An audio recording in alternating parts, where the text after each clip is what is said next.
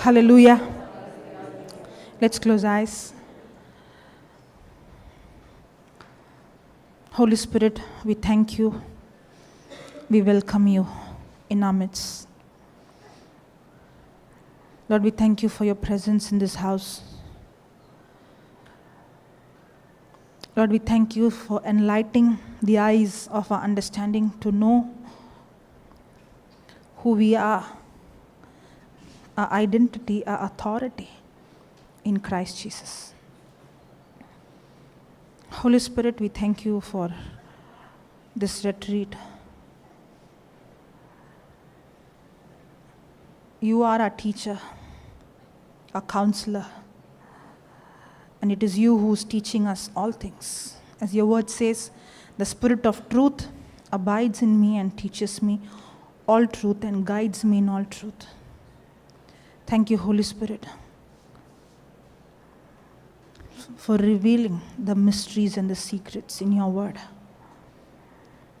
That we are not just hearers, but we continue in your word. And it is your word that empowers us to do what you have called us to do.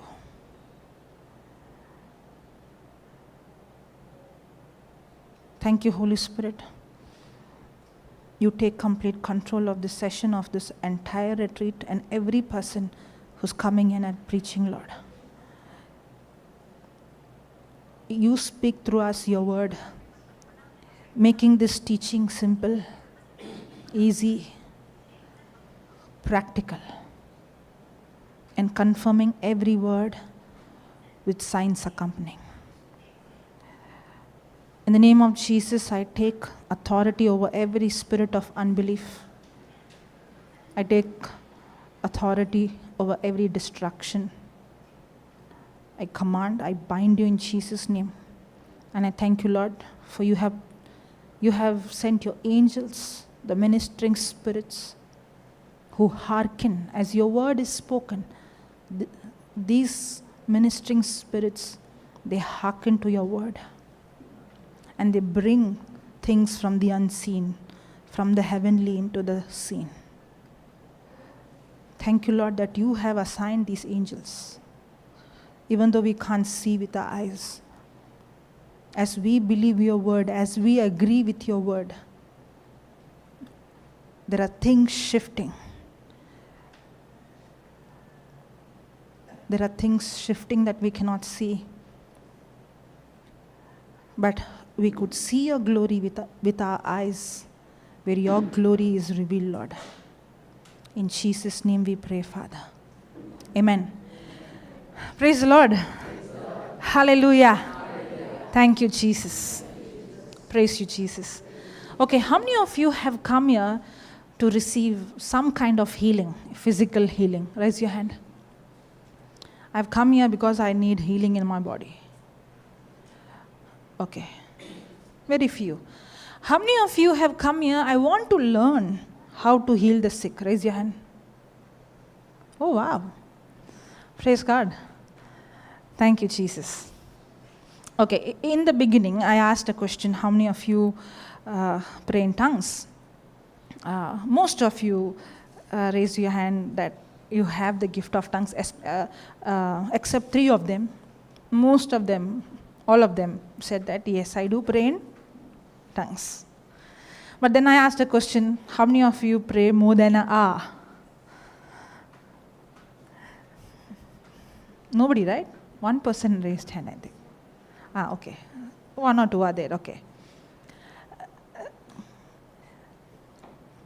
Maybe it is a challenge for us to speak in tongues, because our natural senses is saying, what are you talking? Correct? It makes no sense. And sometimes it's also laziness. I want to speak in tongues, but then somehow I forget. I think that category, many are smiling. Every day I decide I want to pray in tongues. I want to spend time. Maybe that can be a reason why. The reason can be because we might think I should be in an environment where I can pray in tongues. I should sit in a place. I have to focus. I should not be distracted with other works. So I don't get such kind of environment. Can be a reason, one. Secondly, a mindset that says I have to be loud enough. If I pray in tongues, then I have to speak loud. I cannot speak softly. So I don't get, only when I go for a retreat or somewhere I get chance to speak loudly. So there can be many factors that hinder us. Another thing, the main reason I would say, we have not understood the power that can be released through a person when a person prays consistently every day in tongues. Okay, let's go to 1 Corinthians chapter 14, verse number 2. 1 Corinthians 14, verse number 2.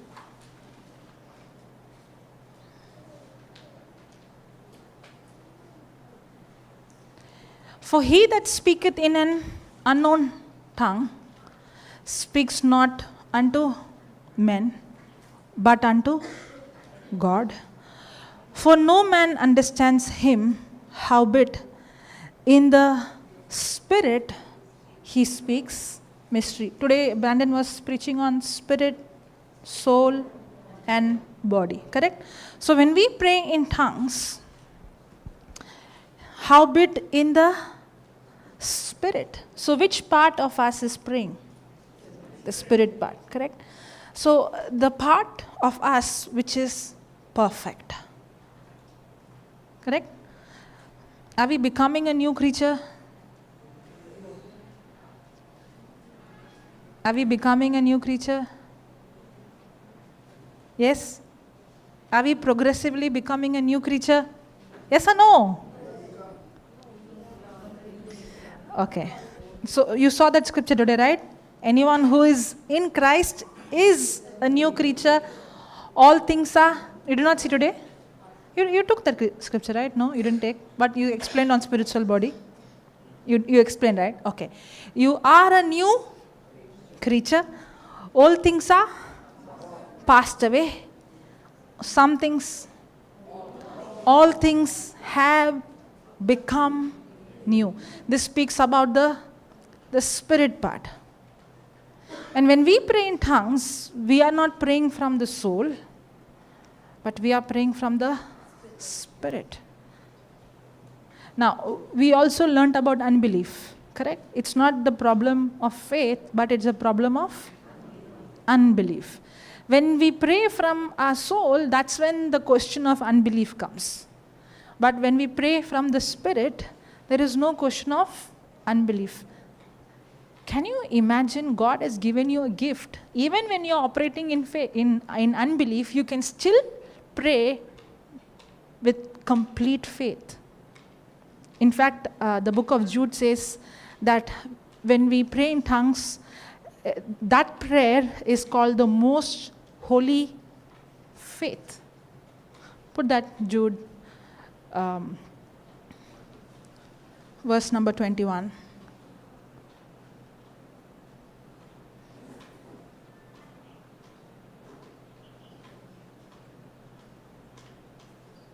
Okay, 20. But you, beloved, building up yourselves on your most holy faith, praying in the Holy Ghost. So when I'm praying in the Spirit, that's a prayer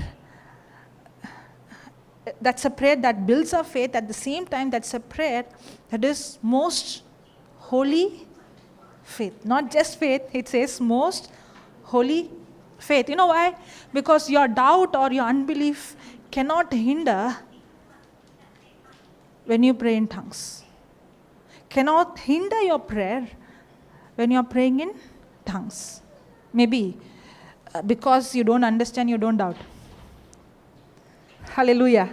Because when a person prays in tongues, he doesn't understand what he prays, but when he prays, he is praying, speaking directly to God.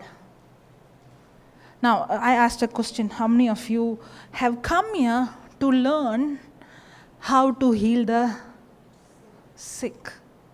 You know who's that teacher?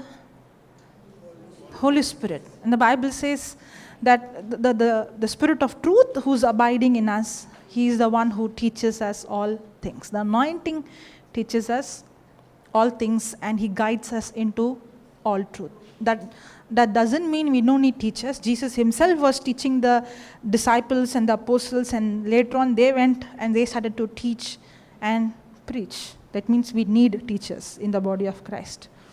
But what it means is, when the word of God is being preached under the anointing, Holy Spirit in us is the one who convicts us that this is the truth. He is the one who witnesses in our heart.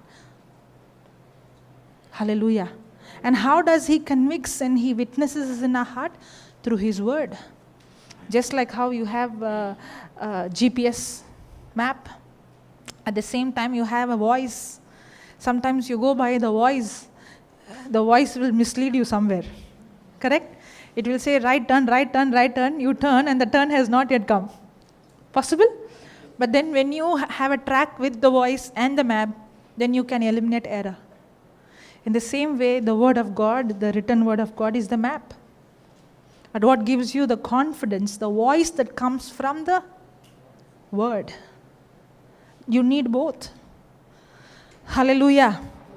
Now, but how can we allow this Holy Spirit, this teacher who is willing to teach us? In fact, the Bible calls Him the helper.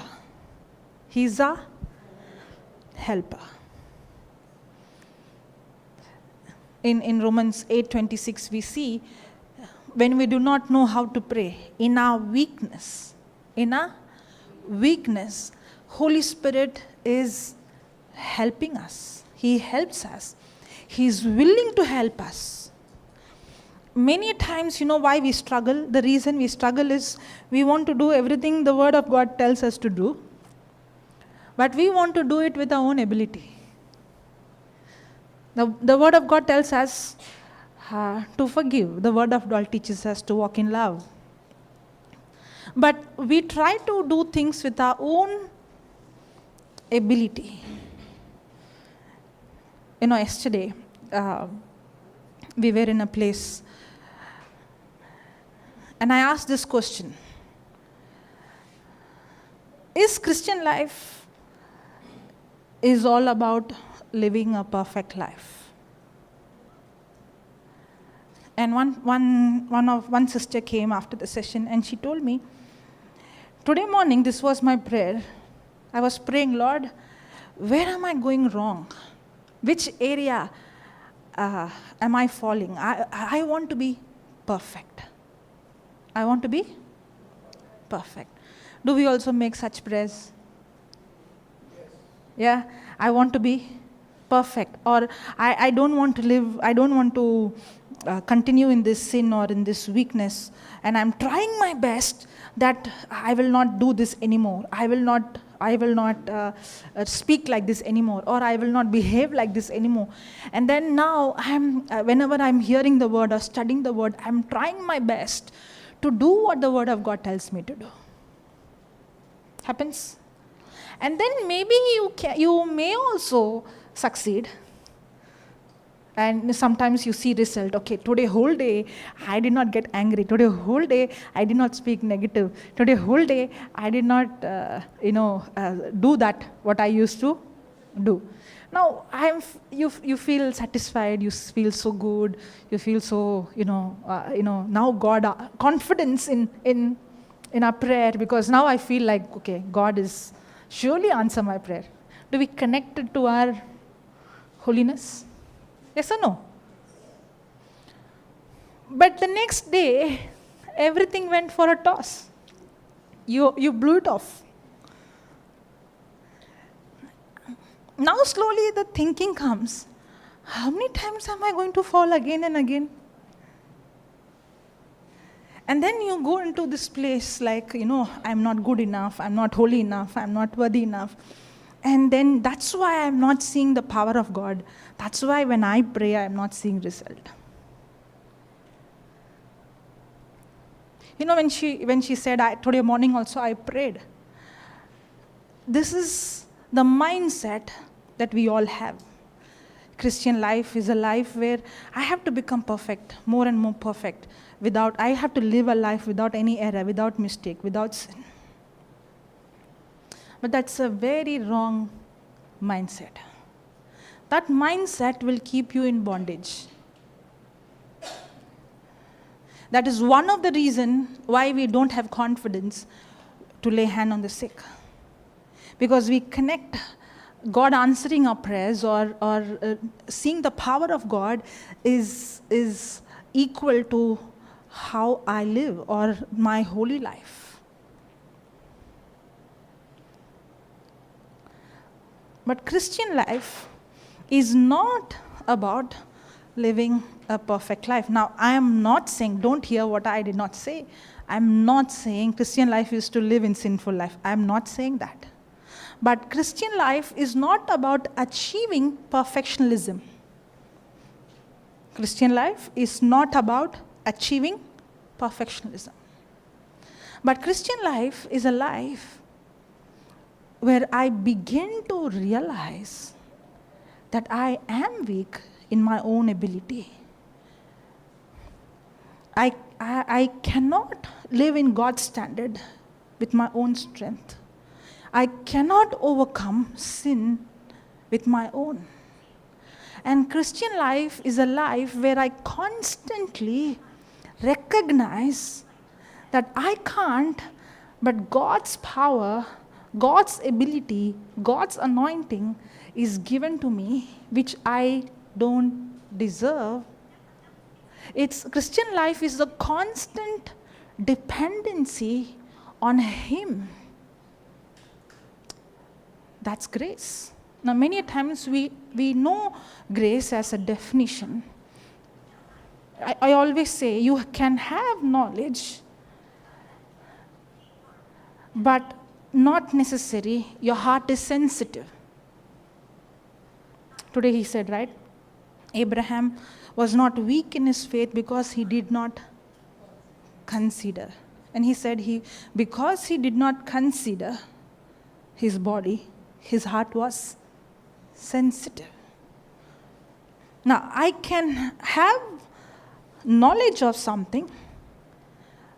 I can even quote the definition correctly. I can give the right answer, but not necessary I'm sensitive to it. When will I know that my heart is sensitive? When that knowledge impacts my life. When that knowledge impacts my action. When that knowledge impacts my situation. When that knowledge impacts my circumstance. That's when I am sensitive. Now, I can understand grace as a definition. Grace is God's willingness to use His power, His ability, His anointing on my behalf, even though I don't deserve. But still we have a mindset that I have to become perfect. But the mindset should shift from, I cannot be perfect. That's why His grace is sufficient for me in my weakness. Hallelujah. Thank you, Jesus. Now what I can do is, I can constantly depend on Him. But how to depend now? You will have another question. Okay, I want to depend on Him. I could see weakness, but how to tap into this grace, this power of God? How to tap into this ability of God? How to tap into the supernatural ability of God? The key for that, one of the key for that is, in fact, I would say master key. Master key, because if you unlock that, everything else is unlocked. And the master key is praying in tongues. Hallelujah. Thank you, Jesus. Because this power is given to us as a free gift. Can you put Ephesians chapter 2, verse number 8? Ephesians 2, verse number 8.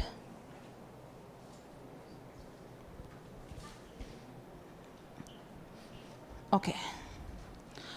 For by grace are you saved through faith, and that not of yourselves, it is the gift of God, not of works, lest any man should boast. Can you put that in AMP or AMPC? Okay.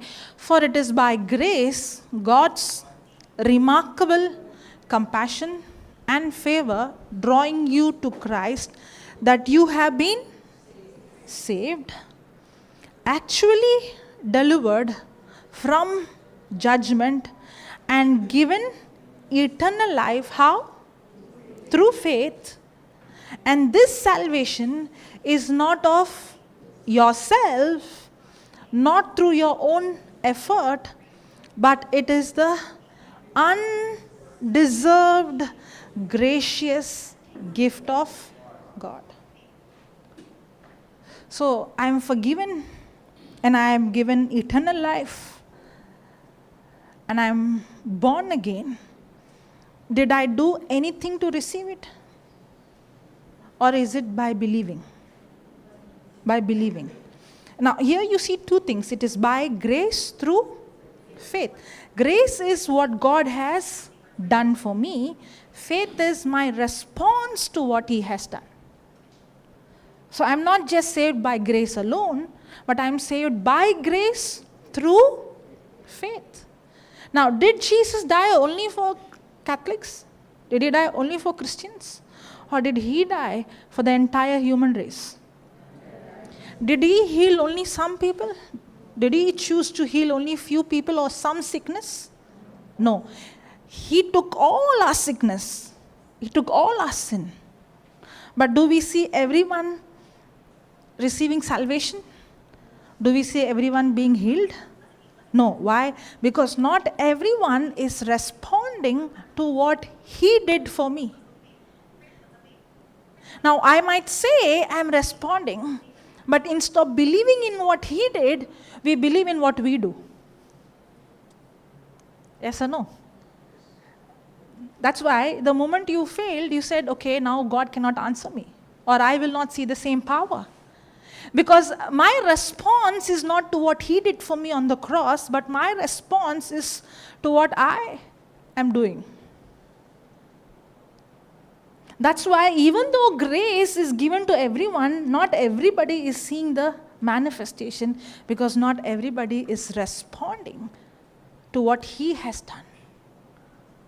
Because it's very difficult for us to believe that it is undeserved, gracious gift of God.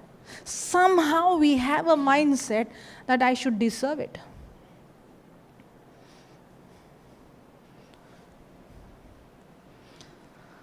Hallelujah. Okay, next verse.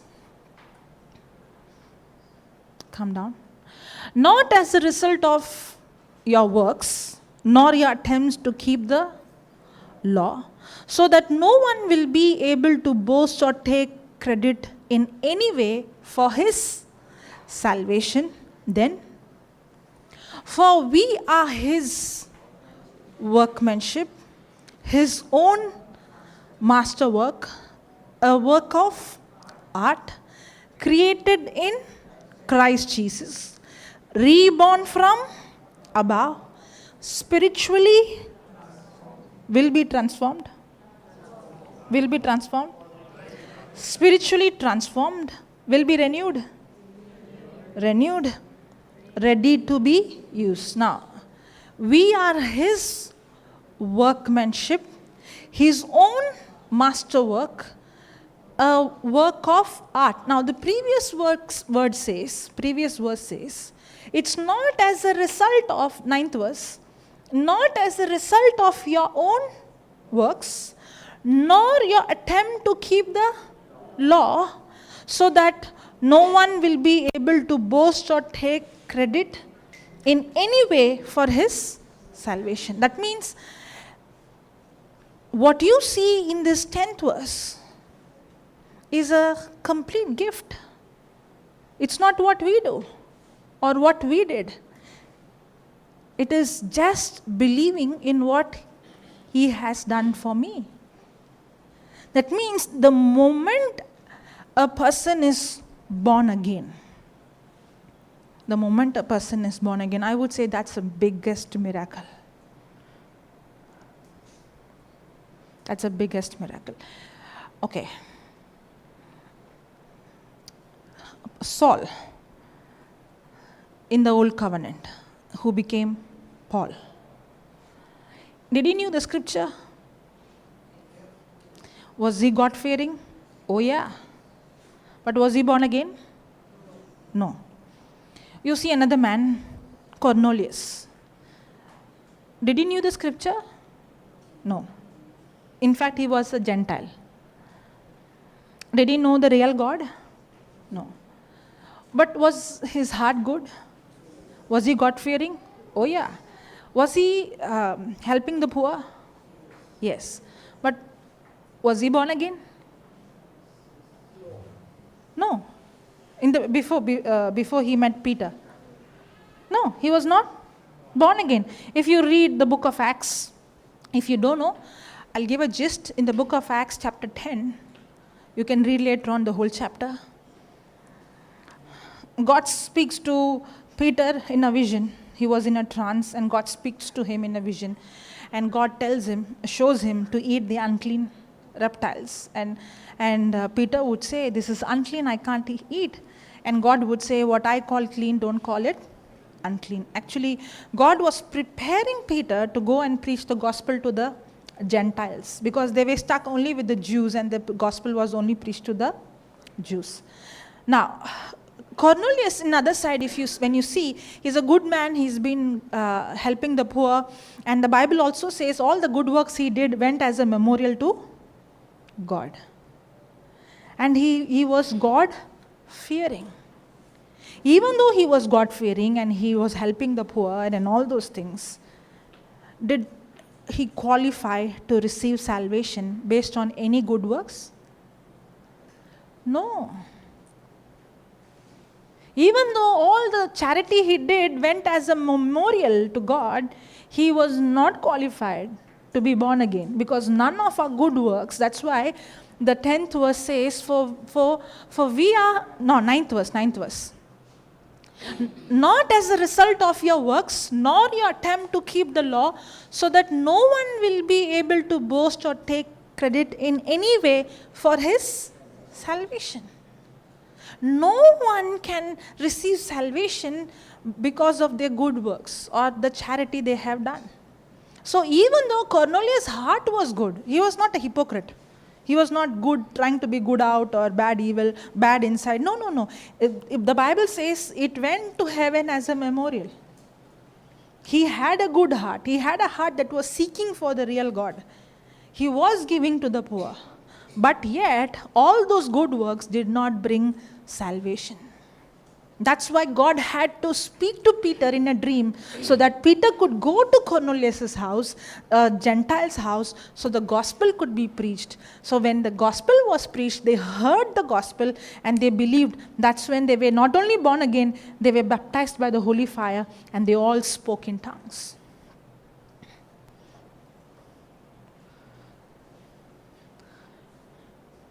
Hallelujah. Thank you, Jesus. That means no one receives salvation by keeping the law. Or no one can receive salvation by their good works. Maybe their heart is good. Maybe the intention of the heart is good. But according to the word of God, every man has committed sin. It's not the sin we commit. We were born with sin nature. And salvation is given to us as a free gift. Now, Saul was a scholar when it comes to the scriptures. But still, he was trying to keep, he himself says, if you see in the book of Philippians chapter 3, he himself says, I'm a Pharisee of a Pharisee. He was circumcised, he knew the scripture, he kept all the law. But yet, that couldn't qualify him to receive salvation. When did he receive salvation? When he encountered the Messiah. That's when he believed in him. That's when he was born again. I'm not going deeper into what's born again, but I can give you a gist of what it is. Just like how a person has to be born from his or her mother's womb, how does the physical birth takes place from a seed? 1 Peter 1:23 says, we are not born of corrupted seed, but we are born again of incorruptible seed, the living and the abiding word of God. So we were born from the womb of our mother, from a corrupted seed. How did that seed get corrupted? Because of Adam's disobedience. Every person who was born from Adam is born from corrupted seed, is born with sin nature. In the same way, the spiritual birth also takes place through the seed, but not a physical seed, the incorruptible seed, and the word of God is the incorruptible seed. So how do a person receive salvation? A person receives salvation when the word of God is preached, when the gospel is preached. And what is the gospel? The gospel is not about what I do, but the gospel is about what Jesus did for me on the cross. In fact, Paul says that when he preached the gospel was preached graphically. That means it was portrayed in such a way that they as if they saw Jesus being crucified with their own eyes. I'll show you. It's in Galatians 3:1. AMP, let it be AMP. O you foolish and thoughtless and superficial Galatians, who has bewitched you that you would act like this? To whom right before your very eyes Jesus Christ was publicly portrayed as crucified in the gospel message. They did not see with their eyes, but the gospel message was preached in such a way, it looked as if Jesus was it was portrayed that he was, as if he was crucified right before their eyes. That way it was portrayed. Means when the gospel was preached, it is preached under the anointing of the Holy Spirit, that when they heard the gospel, their hearts were convicted as if they saw Jesus being crucified with their eyes. That's the power. That's why the Bible says the gospel is the power of God unto salvation for all those who believe. The gospel is the power of God, because the gospel is the power that brings the greatest miracle called salvation. Being born again is the greatest miracle, where a person instantly the person is transformed, renewed, born from above into a new creature. I don't know whether you are getting what I'm saying. Hallelujah. And it's a joy to see that. You know why? Because when the gospel is preached, when the person hears it, the Spirit of God convicts that person's heart in such a way that the person accepts Jesus Christ as the Lord God and Savior, and instantly the person who was heading to hell, now that person is born again, is renewed, he is transformed completely. He is a new creature. He is not going to become, or he is not in a process of becoming. He is a new creature. All things are passed away. That means he's a new species that never existed before. And it's a miracle, because now that person's spirit is completely brand new. He's identical to Christ. That means one part of you is completely like God, and it is transformed forever. Your spirit is not going to change after the second coming or after this life. It's not going to change. It is changed forever. You are just like Christ in your spirit. You are. That's why put that Ephesians 2:10.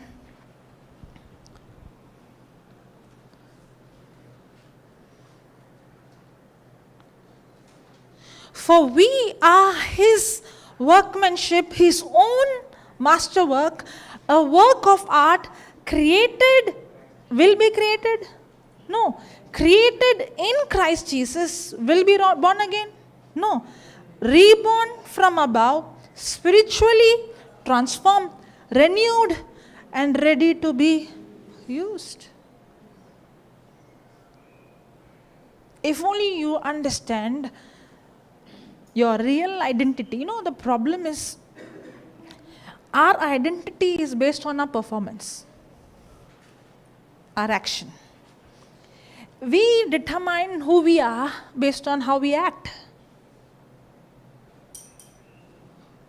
But we fail to realize the Word of God is the mirror that shows my real identity. When I begin to renew my mind day and night according to the identity, my action also begins to align to my believing. My right believing is going to bring right thinking, and that thinking is going to bring right action.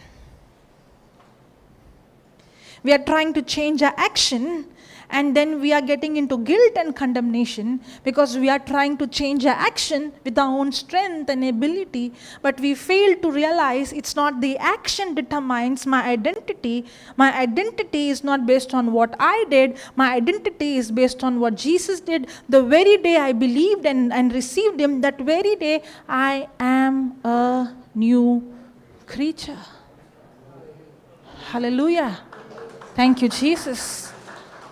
Praise God. Maybe you know this as a theory, but it is time for us to be sensitive to who we are. That's why I said having the knowledge and being sensitive to that, both are very different. Because when a person is sensitive, you see the person's action aligned to what the person is sensitive to. If I knew that I am a new creature, if I know that I am transformed from above, that I am brand new, I am just like Him, then I begin to act like Him. Because that believing and that thinking, which I am sensitive, is going to influence my action. But we are doing it the other way. We are looking into our action, and then we are thinking, because I did this, because I robbed, I'm a thief. Because I did this, I'm an adulterer. Because I did this, I'm a sinner. Hallelujah. My action, that's exactly the deception of the devil. The devil is going to bring what you did in the past. Past is even what happened 1 second ago is past. What you did in the past, and he is going to condemn you and tell you this is who you are. But grace is not a license to sin. Grace doesn't advocate sin. Sin is sin. But if I constantly focus on my identity, when I'm sensitive to my identity, then my thinking is pure. When my thinking is pure, it's holy, it's clean, it's perfect, it's good, it's trustworthy. By default, my actions will be aligned to my thinking. Because nobody commits sin just like that. Before I do something, I have rehearsed it. I have acted, I have committed here. Then I go into action. But then now, the devil brings guilt. This is what you did, this is what you did, this is what you did. And I begin to see, this is what I did too, this is who I am. No, I am not what I did, I am. That's why Paul says, I am what I am. It's not because of what I did, I am what I am. It's because of the grace of God.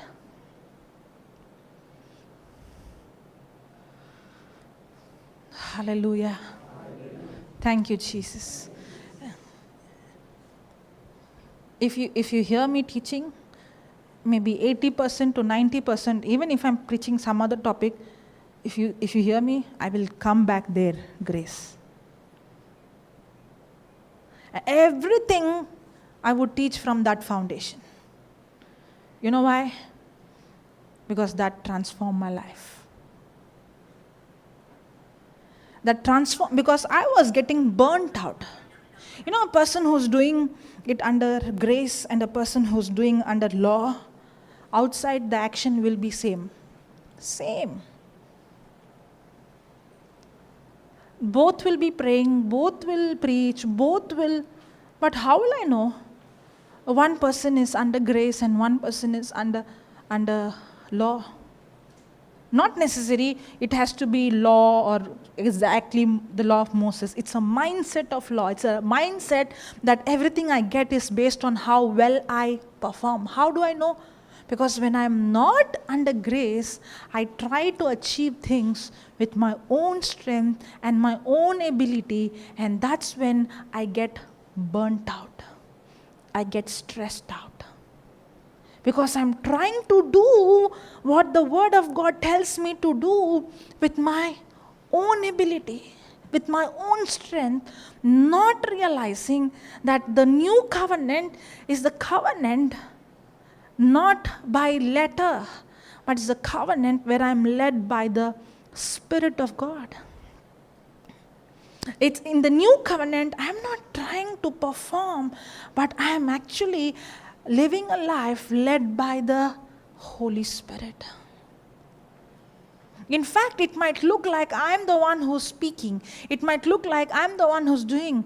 And at the same time, you knew, for example, when David went with that few stones to kill Goliath, maybe in the natural it looks like David is going to finish off Goliath with the stones. But everybody knew that stone did not kill Goliath. That was God. In the same way, when a person is operating under the grace of God, it might look like it's me, but actually it's not me. It's God's power, it's God's ability, it's God's anointing, which I don't deserve. That's when the person is not tapping into his gifts or his own ability or strength, but he's tapping into God's supernatural ability. The same action a person can try to do with his or own ability. That's when the person tries. That's why I asked in the beginning, you try to live a perfect life, and when you fall, that's when you get into guilt.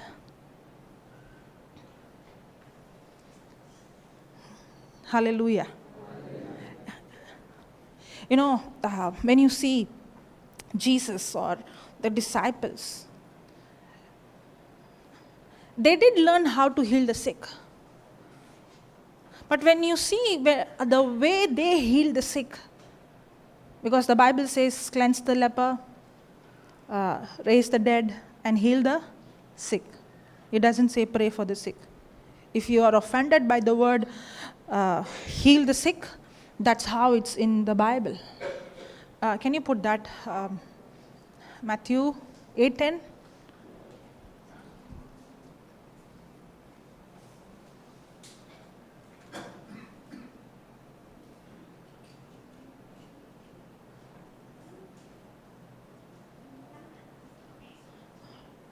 Matthew 8:10. 1 minute, let me see. Where is it?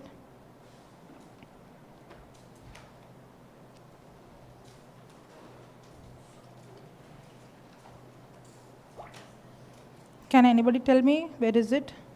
Heal the sick, cleanse the leper.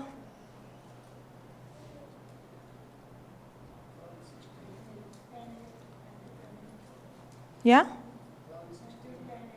Matthew 10? 8. 10, 8. Okay, I took it 8, 10. Okay. 10, 8.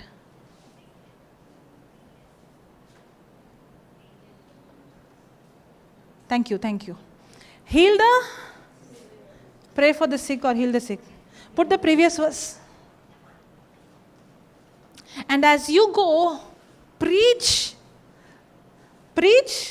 saying the kingdom of heaven is at hand. Heal the. Did Jesus say is it in red? Is it in red? Yes. Who said that means? Jesus. Now somebody might say it's not for us, it's for the disciples. But did Jesus tell only the disciples, or did he say those who believe in me will do the same works I did?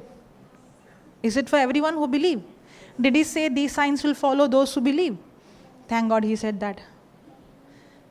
If he said, that means I got certificate from him. For what?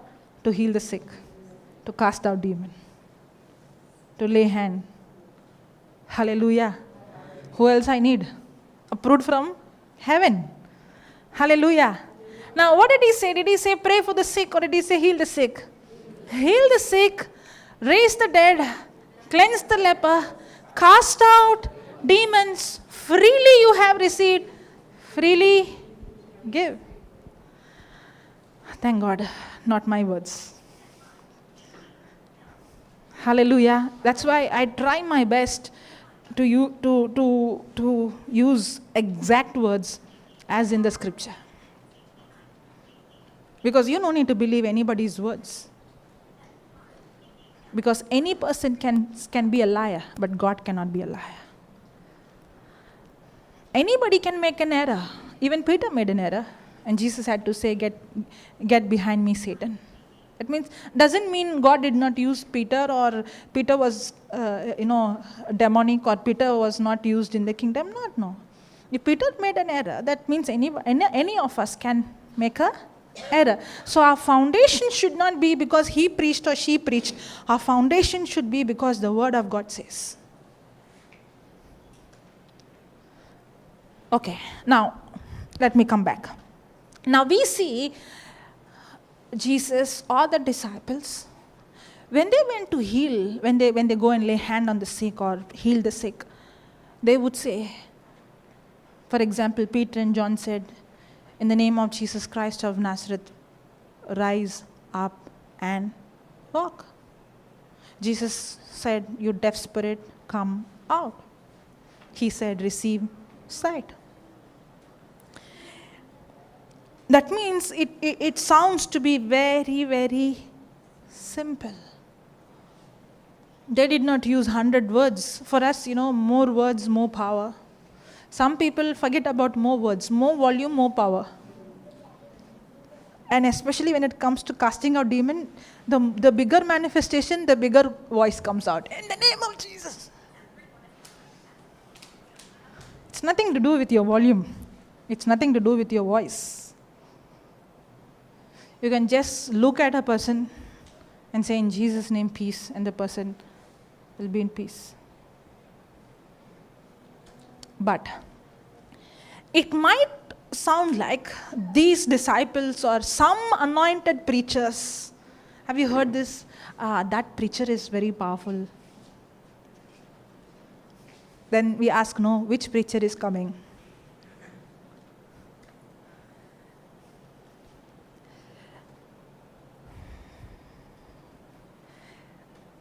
Is God partial that he gives some people more power? Oh, you have a special calling.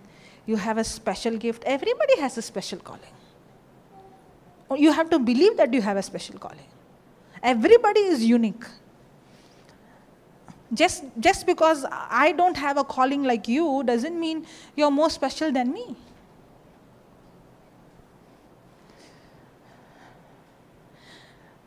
What is the difference that these man of God and woman of God or Jesus or anybody in the Bible, that they saw the supernatural manifestation? And if you see, it's very simple. And why we don't see? One of the main reasons is we have not understood our real identity. Because we have not understood our identity, we fail to operate in the authority that is given to us. Jesus has given us authority. there was a man who came to Jesus, a centurion. He's not even a Jew. And Jesus said, I marvel at your faith. Now, why did Jesus say, I marvel at your faith? Because he understood authority. But you cannot compare him with you, because the centurion marveled not the authority he had, Jesus marveled the understanding he had, but the reason why Jesus called him great faith, because he understood authority. But he understood not his authority, he understood Jesus' authority. But because he was in a different covenant. Remember, first of all, he is a Gentile. Correct? The promise was given to Abraham and his descendants. It is for everyone through Christ, but before Christ came, it was only for the Jews. Yes or no? Correct? Now, it is not that God is partial, that he only wants Jews. No. He used a man, or a man called Abraham was ready to agree with God, cooperate with God, so that the plan of salvation would come into the entire human race or entire humanity through Abraham. Hallelujah. It's not that, many times we have this mindset, God is partial. No. The Bible says God planned the plan of salvation. The Son of God, the Lamb of God, was slain before the foundation of the world. So it was God's plan that every person should be saved. But if God's plan has to fulfill in this earth, man had to agree or cooperate. That's why even when Jesus prayed, Our Father in heaven, hallowed be thy name, your kingdom come. There's somebody who has to agree with God. Even if Jesus has to be born, Mother Mary had to say yes. If she would have not agreed according to the word and according to the will, then Jesus could have not able to be born through her. Then he had to search somebody else who will agree. Did you get that? So if God's plan has to manifest in this world, God needs somebody to agree with him, cooperate with him. That's when the man Abraham, who was cooperating with God, so God made a covenant with him. And that covenant is the covenant of the Messiah, of salvation. That's why the covenant God had with Abraham was the covenant of grace. Abraham believed, that's why he was credited, or he was called righteous, not because he kept the law. In fact, the law was not there at time.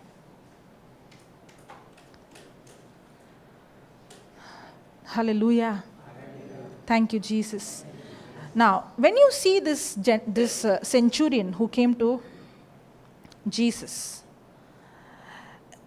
God's plan is that salvation to entire world. But because Abraham was yielding to God, God made a covenant so that the gospel would come to the entire world, to the whole human race. But for that, Jesus had to die, he has to be buried, and he has to be resurrected. Until then, the gospel is not for the Gentiles, or the promise is not for the Gentiles. The Gentile cannot say, I have authority before Messiah. Did you get that? Or they cannot say, this promise is for me, because the promises was not for them. But through Christ, by faith, now the promise is to both the Jews and the Gentiles. Hallelujah. Thank you, Jesus. So you cannot make the prayer that the centurion made. You can't say, okay, Jesus called the centurion, had great faith, so I'll also speak the same words. Jesus, you just say a word, Lord, and I will be healed. Can you pray? No, invalid. Expired. That card is not valid now. Hallelujah.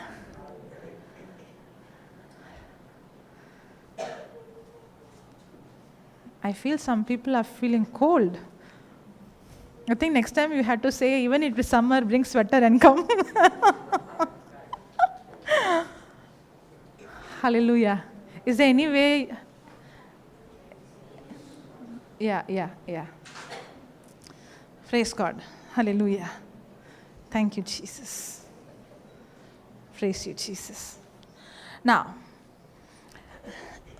but can you learn from the centurion and Jesus? Yes. Because you are not in the place where the centurion is, but you are in the place where Jesus is.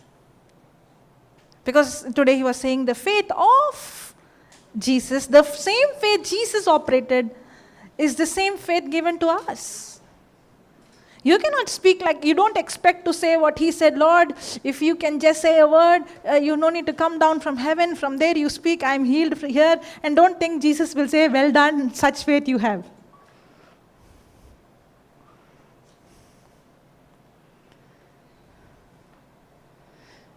Jesus marveled because he understood faith, understood authority. Because a person in authority has to only speak, and when he speaks, the servant has to obey. Take the command and go and do according to the command. And the good news is, you and I are given this authority. Authority is the right to command. In other way, I am authorized by God to use His power. I'm authorized to use God's power. Do I deserve it? Oh no. I don't deserve it. That's why Peter and John said, in the name of Jesus. It's not because of what I did, but because what He did. Now I have authority over the kingdom of darkness. But for you to walk in such authority, you should first understand your identity. If you don't know you are a king, then you will act like a beggar. Have you seen any king going and begging? Because he knows his identity. Why do we act like beggars? Because we fail to understand our identity. When we understand our identity, that's when we use our authority. Now our identity is based on our action. That's why when our action is going up and down, then the confidence also goes up and down. That's why when Jesus prayed, come out, there was confidence in those words because he knew who he is. And that's exactly where the devil was attacking him, his identity. To understand my identity, I have to understand grace. I have to understand righteousness. I have to understand, when I understand this, that's when I can use my authority. Hallelujah. Thank you, Jesus. Praise you, Jesus. Is it making sense? You know what we are doing? We are praying more. We are trying to be good more. We are trying to become perfect more. We are trying to become more powerful. Yes or no? But how to reach from where I am to where God wants me to be? That's why we have a helper, and our helper is the Holy Spirit.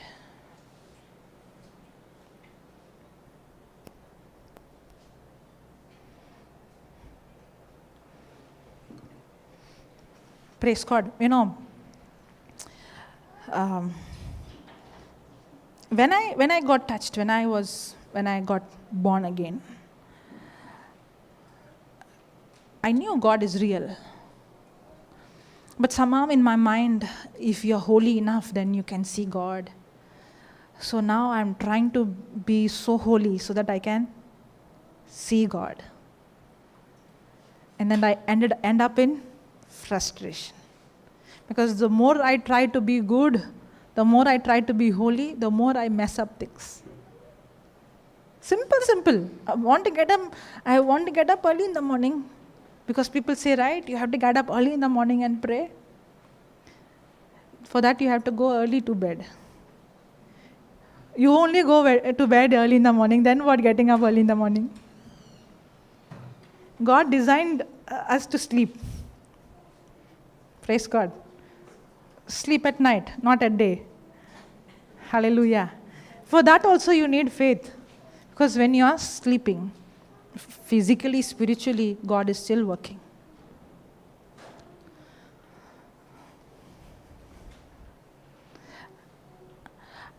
I used to get so guilty. And my prayer would be 90%, Lord, sorry. Forgive me, Lord. Sorry, Lord. Even if I'm, writing to God, it is all about, Lord, I'm sorry. Forgive me, Lord. I don't want to do this. Anybody like me? Because I feel like, now God is not pleased with me. That's why I told you, understanding grace has changed my life. My confidence did not come from my living holy or praying more. My confidence began to increase the more I began to experience the love of God. That love of God is the grace of God. I would say, to understand His love, I have to understand grace. I don't see grace and love different. Because I don't deserve. God's love is unconditional love. And grace is given to me unconditionally, not because of what I did. Because He loves me.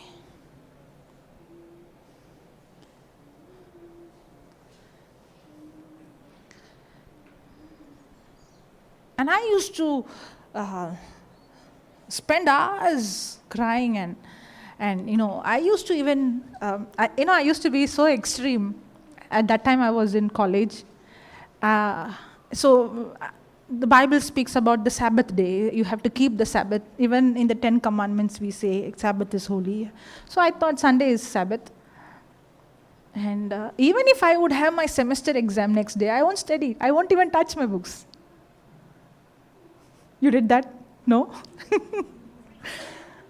Can you, it's not that I'm not hearing the word. I have the CD. I'm actually hearing to the teachings. I'm praying in tongues.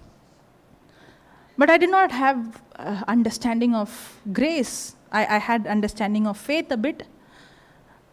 I was trying to understand faith and do not speak death, speak life, meditate. Life and death is in the power of your tongue. Meditate on the word day and night. All those things. But I did not actually get a hold on grace.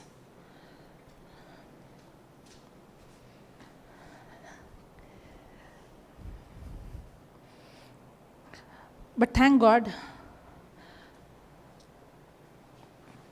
when I began to meditate on very few scriptures, I did not understand grace with big topics or big teaching. Very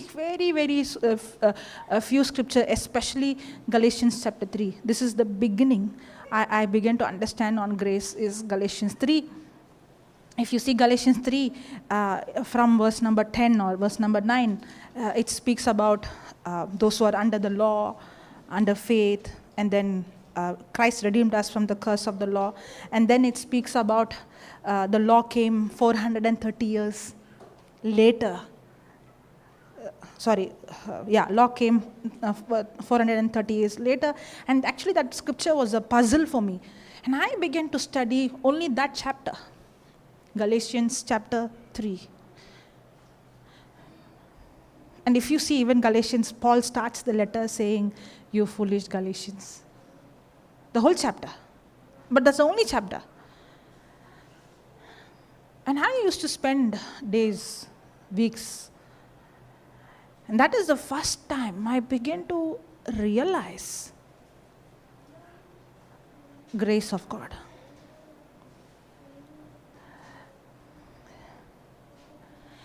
And I still remember I used to be in tears because I began to understand that God loves me regardless of what I have done. His love towards me has to do nothing with what I do. He loves me. And he has given me his power. He has given me his ability. God the Father, when he sees me, he doesn't see me. He has a lens called Jesus. Everything he could see in me is Christ. He sees me just like Jesus. Because in my spirit, I am just like Jesus. That's how he looks at me. He's not angry with me. He's not mad at me. He's not bitter with me. He's not, that thought come, God is not pleased with me. No, he is 100% pleased with me. He's not pleased with me because I got up 3 o'clock. He's not pleased with me because I fasted. He's not pleased with me because I'm preaching. He's not pleased with me because I went and shared the gospel. None of those things pleased me. He's pleased with me because of what Jesus did for me.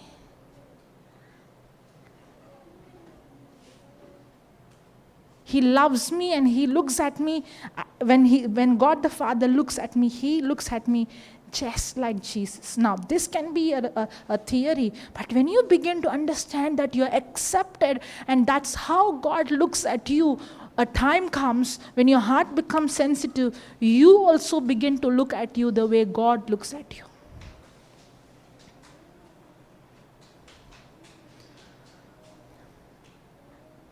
Praise God. Now when you say, in the name of Jesus, you know it's not what you did, but you know how you see you is like how God looks at you. That gives you the confidence that no matter what the spirit is, no matter what the sickness is, it has to obey to the name of Jesus. Hallelujah. Thank you, Jesus. Praise God. But how will I get this revelation? This is a mystery. You cannot understand this mystery. What is the mystery? Christ in me is the mystery. His power is in me. The same power that raised Jesus Christ from dead is inside of me. Do I see that? Why I can't see is because I connect everything. We have a performance-based mindset.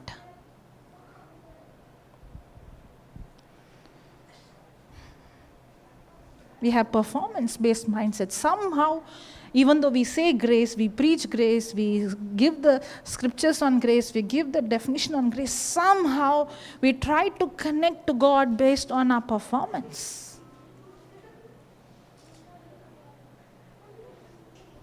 That's why I said, everything can be in action.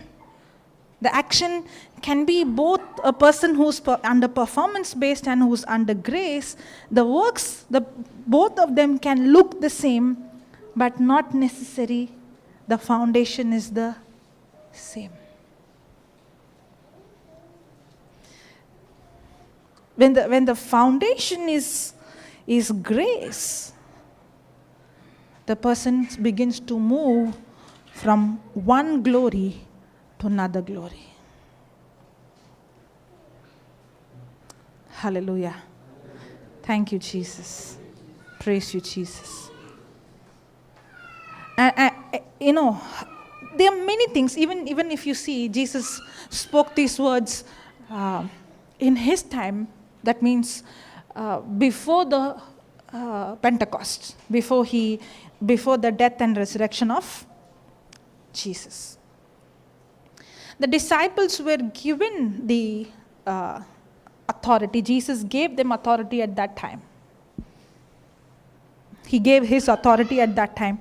In fact, I would say Jesus was preparing them for what was coming.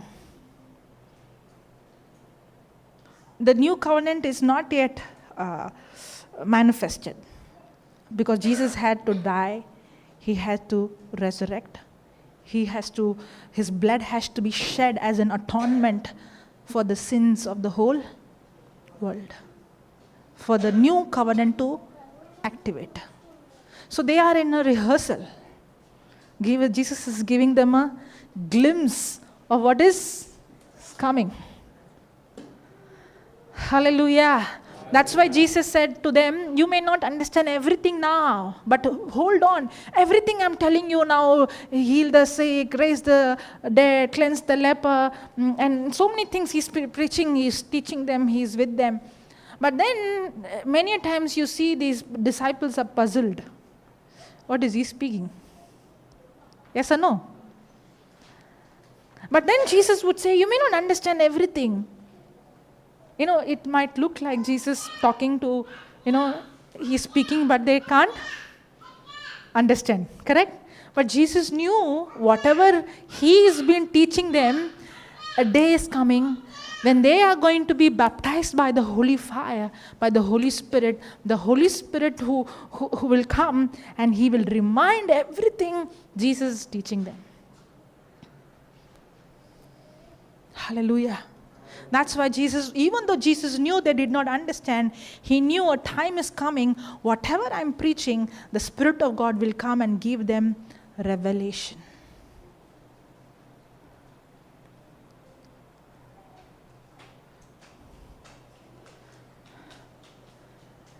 If you see, the disciples did see healings happening. They did see demons being subject to them. They did see supernatural manifestation, but they would struggle with their unbelief. They would struggle with their doubts. They would not understand everything.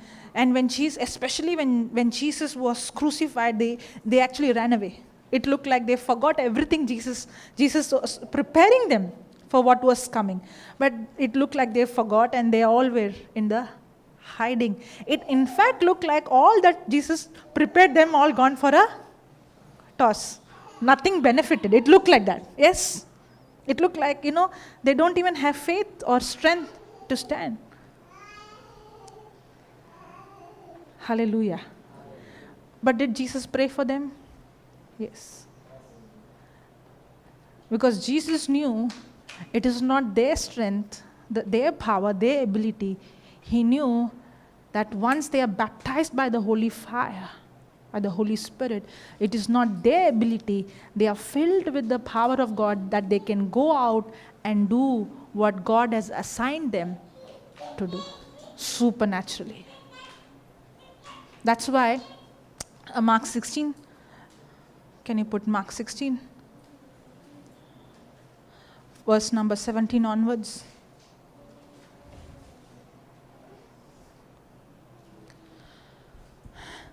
These signs will accompany those who have believed. In my name they will cast out demon. They will pray in new tongues. They will pick up serpents. And if they drink anything deadly, it will not hurt them. They will lay hands on the sick and pray for them.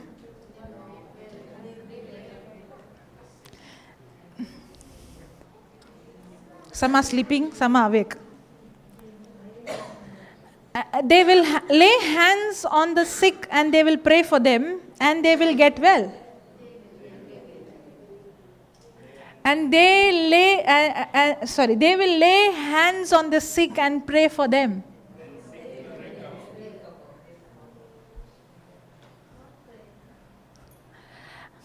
They will lay hands on the sick and pray. See, that praying is so ingrained in us. Or some error, I think. That word prayer is missing in the Bible. And they will lay hand on the sick and pray. Don't hear what I did not say. I did not say you shouldn't pray. I did not say you shouldn't pray. But you no need to pray for someone to get healed. You should pray. But you don't need to pray to God to heal someone. Why you have to pray when he had already given you the authority? And he has already done the healing on the cross. Now you have the right to use the power which is already available. That healing power is already available. And you're authorized to release that power. One of the reasons why we don't see people getting healed through us, it's not your power. I told you it's God's power, but I am authorized to use His power.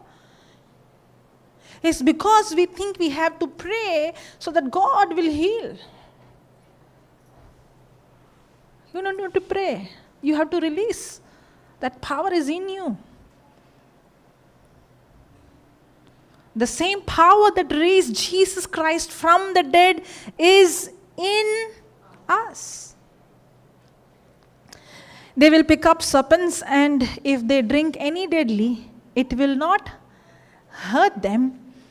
They will lay hands on the sick, and they will get, okay, the other translation says they will recover. Praise God. You know why recover? Because many a times, when Jesus spoke, He spoke to the deaf spirit. He spoke to the spirit of infirmity. The spirit that caused that infirmity has left. And now that organ or the cells or the tissues is recovering back into its original position. Hallelujah. In other way, the root of that sickness is killed. Just like how Jesus spoke to the fig tree, the tree instantly died, but then it took 24 hours for that death to manifest with the physical eyes. In the same way, when you lay hand on the sick, the root of that sickness is killed. Just like you cut a flower or a rose from a plant, the rose might look still alive. Is it alive? It's dead. But in few hours, you will see the manifestation outside. In the same way, when you lay hand on the sick, the root or the spirit or whatever is the cause is completely dead from the root, and then you see the person's body manifesting or recovering in the outside. Did you get that? Hallelujah. That's why lay hand on the sick and the sick shall recover. Hallelujah. How do I learn all this? I did not learn as a theory, but when I began to practice, I began to understand as the Holy Spirit began to give understanding. Okay, now see. So then, now, after Jesus said these words, that means it looks like the last words before His ascension. What did He say? These signs shall follow those who believe in my name. You shall cast out demon, lay hand on the sick, and all those things. Okay. So then after the Lord had spoken unto them, He was received up into heaven and sat on the right hand of God. Because Jesus said, it is for your good that I have to go. So when I go, I can send you the Holy Spirit. That's why now, and He sat on the right hand of God now, and they went forth and preached everywhere, the Lord working with them and confirming the word with signs following. Hallelujah. Thank you, Jesus.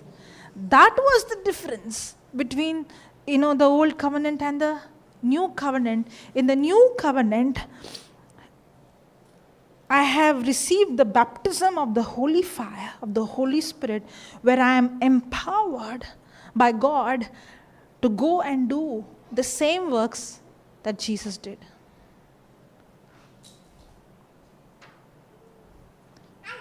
And the key, I always pondered on how Jesus was ministering to the people. And I used to be amazed how effortless, how full of wisdom. Yes, Jesus was operating in wisdom, but the Bible says he grew in wisdom. He would minister to people.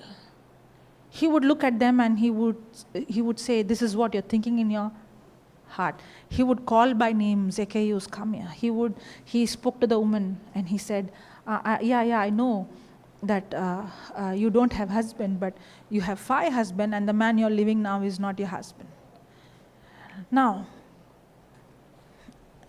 when Jesus would minister to them, you could 100% say it was not natural. Yes or no? Correct? When he would say, the one the one whom you're living now he's not condemning her, he's not judging her. In fact, the way he approached to her was, give me a drink.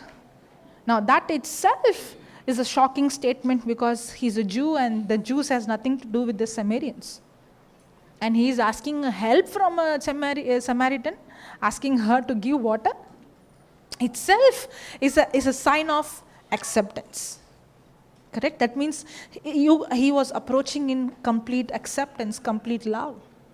He was not judging, or he was not putting her into shame. No.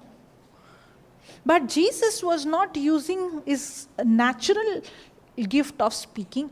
He was using the supernatural gift. Correct? Yes or no? Now, when we go and minister to someone, when we go and give the gospel to someone, how do we give? We say, this is what Jesus did, and we say, believe. Correct? But do we flow in the gifts of the Spirit? Now, when Jesus is preaching, he's only preaching, or he was opening the blind eyes, opening the deaf ears. He's telling the cripple, rise up and walk. So was it just preaching, or the preaching was confirmed and proved? That's why it says, and they went forth and preached everywhere, and the Lord working with them and confirming the word with signs following.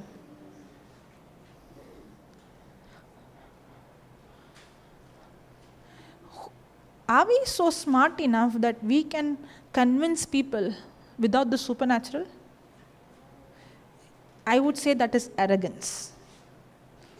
It sounds like Jesus himself had to prove that he is the Son of God by demonstrating the power of God. How much more you and I should demonstrate the power of God when we preach the gospel?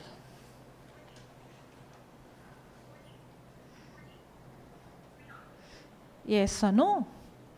When Jesus was preaching, they had to open the roof. Can you imagine? The house was so crowded, they can't even enter. They had to break the roof and lower down the man inside. Do you think they had media, posters, advertisement? Nothing they had. But see the crowd. It's not about the crowd, actually. Even the political people can bring, or the people in the world can big crowd. Big crowd doesn't mean big anointing. They can be big crowd with no presence of God. It's not about the crowd. But then, why we don't see that kind of manifestation now? I'm not just questioning you, I'm questioning myself too. Because it's not I who's teaching you, but it's the Lord teaching us.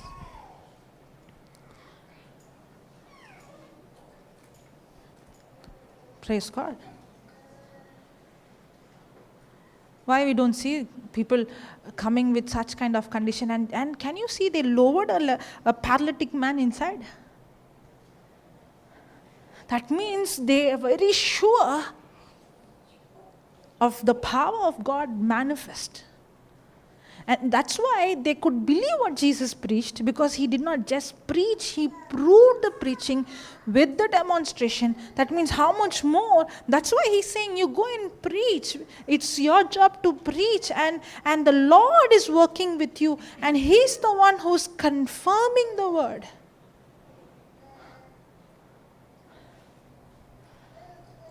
And who's this Lord? This Lord is the Holy Spirit.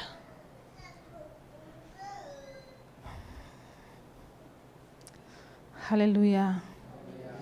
Some of them are like, I have traveled for long time, long distance, long hours. I need some sleep. Yeah. It's already, what's the time? Shall I continue? Yeah? Really? Praise God. Hallelujah. And this Lord is not, because if you see the 19th verse says, Jesus is seated at the right hand of the Father of God. This Lord is speaking about the Holy Spirit. Holy Spirit is Christ in the Spirit. I'm not separating. They all are, the Father, Son, and the Spirit, they work together. But then, Jesus came to this earth in the body, in the flesh. But this is speaking about the Holy Spirit, because the new covenant is the ministry of the Holy Spirit. And the first thing that happened in the church, in the early church, the first thing when the church took birth on the day of Pentecost, the first thing is they all spoke in tongues. That's the beginning of the ministry of the Holy Spirit. That's why we have to go back to the beginning. The church was so glorious. The church was filled with power. The church was the answer, solution for every problem in the world. People would come to the church for any problem because they had supernatural result and answers. If we lost it, then we have to go and see what happened.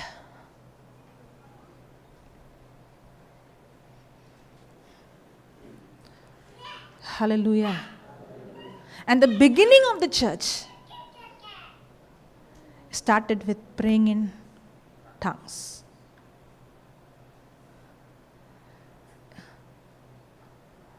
On the other day, that one brother was saying, in the book of Genesis, we see they all were united with one language, with one imagination. But the imagination was not according to God's will. It was pride, and they want to build a tower to reach heaven. And God said nothing can restrain from what they are imagining, and God brought confusion, and that's how the confusion came, and that's how there was division, and everyone was speaking in different language. But now, God is restoring that unity. But now, the root is not sin, but now we are righteous, and restoring with that language, supernatural language. No, I want to preach. I don't want to ask any questions. He has united with that one language. And the church was united. You know what united them? The power of God, the Spirit of God united them. The church is not about one head or one preacher or one. No. The church is the member in the body. Each one is gifted. I don't see one leader heading one group. I see the whole body. There is no hierarchy. I see even the person in the food ministry like Stephen is filled by the power of God preaching the gospel. It's not said like one leader was there and everybody was under that one leader. That is not God's system. Somehow we are getting that mindset, who's high or who's the leader. No. The elders, the Bible does say, submit yourselves to the elders. But the elder is not the person who is elder in age or experience. The elder is the one who's experienced in the word, so that he could teach, or he or she could teach what the Lord had. That's why Paul says, imitate me just like how I imitate Christ. But then you see this unity. I heard this long time ago, this example, very long time ago.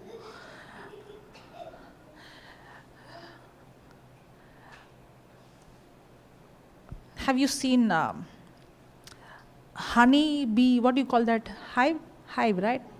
Hive, beehive. So I heard this example. I really liked it. A person had these hives as a pet. People have honeybees like pet, right? So he had multiple hive. He wanted to unite all of them as one. Okay? So what he does is, he puts, that's how the example is, okay? He puts Johnson baby powder. What happens is, the bees, when the powder is sprinkled on them, they begin to lick themselves. When they begin to lick themselves, I think every bee has its own scent. So when it begins to lick itself, they all get mixed up and they all smell the same, so they don't fight each other, they unite with each other, so it becomes one big hive. That's exactly what happens. When we begin to walk under the anointing of the holy fire, every division, every separation, every disunity is burnt under the fire of God.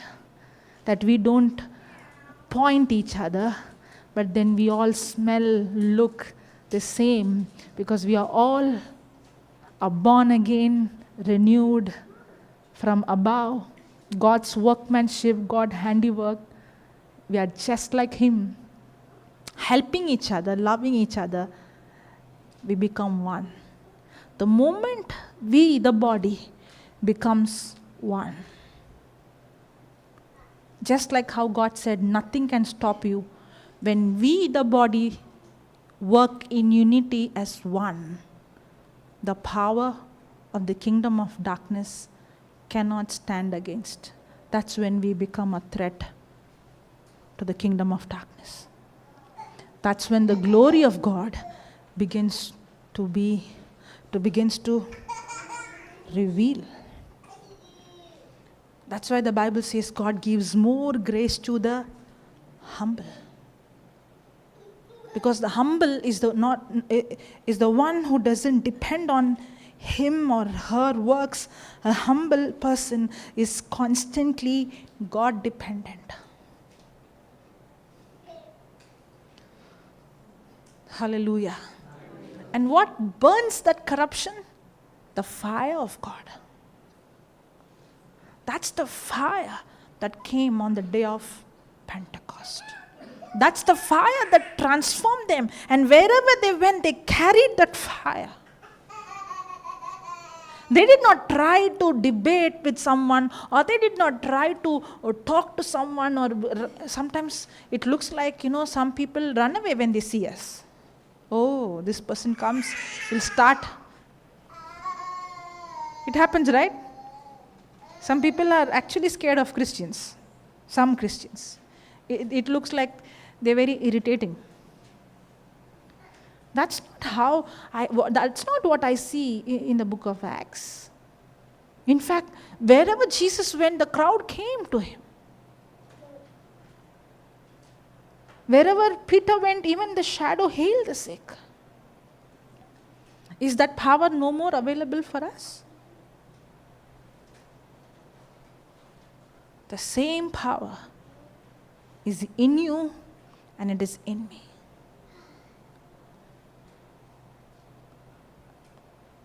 Hallelujah. You know, one of the reason why I begin to understand grace, not because I'm a bit more intelligent or smart, no. Sometimes people think like that. Oh, you know, it looks like you understand difficult concept. What concept I understand? I failed in my school. I was sent out from my school because I was failure. I struggle to read and write like other children. You know the reason why I begin to understand grace? The key is praying in tongues. Because, you know, we started today with that 1 Corinthians 14th chapter, 2nd verse. Can we go there? 1 Corinthians chapter 14, 2nd verse. For he that speaketh in an unknown tongue speaketh not unto men, but unto God. For no man understands him, howbeit in the Spirit he speaks mystery. You know, not only in the Bible. If I see Paul was living such a supernatural life, right? Most of the New Testament was written by him. Paul himself confessed that I pray in tongues more than you all. That's why Paul had revelation more than others, correct? Not only in the Bible, when I go and see the history of great revivals that had taken place in this world, greatest move of God. And if you go and dig into the history and if you see great men of God, like John G. Lake, Smith Wigglesworth, William Seymour, Charles Finney. If you go and see, there are some of them who would enter into a place, a city, and within no time the bars would close. The prison's crime rate would fall. It's not just preaching the gospel, it would show a statistical change. For example, John G. Lake. The government itself gave him medical license because he had more proved documented healing. And when I go and see what made these people to live and manifest such power of God, that they could bring an impact where the statistics showed the difference. Where the crime rate of the country could go down. And if you go and dig and you see, all of them had understood the power in praying in tongues. You know why? Because for he that speaketh in an unknown tongue speaketh not unto men, but unto God, for no man understands him, howbeit in the Spirit he speaks mystery. It's the spirit part of you, the part where you are perfect, the part where you are just like Christ, the part where you are sealed by the Holy Spirit. And when God the Father sees you, He is not seeing you based on your action, but He looks at you based on your identity. And your identity is who you are made. You are His workmanship, you are His handiwork, and you are just like Jesus. And God the Father can only see Jesus. And when you pray in tongues, the best thing is the perfect part of you that is just like Jesus is praying. And every person, as I said, whether it is in the early church, whether it's Paul, or if you see in the history, any person who demonstrated the power of God, healing the sick, raising the dead, And even when they walk into a place, people could experience the glory of God. People saw with their eyes that undeniably this is God. If you go and see, the key was praying in tongues. And most of them, every day would pray at least 6 hours, minimum. And what Paul said, I pray in tongues more than you all.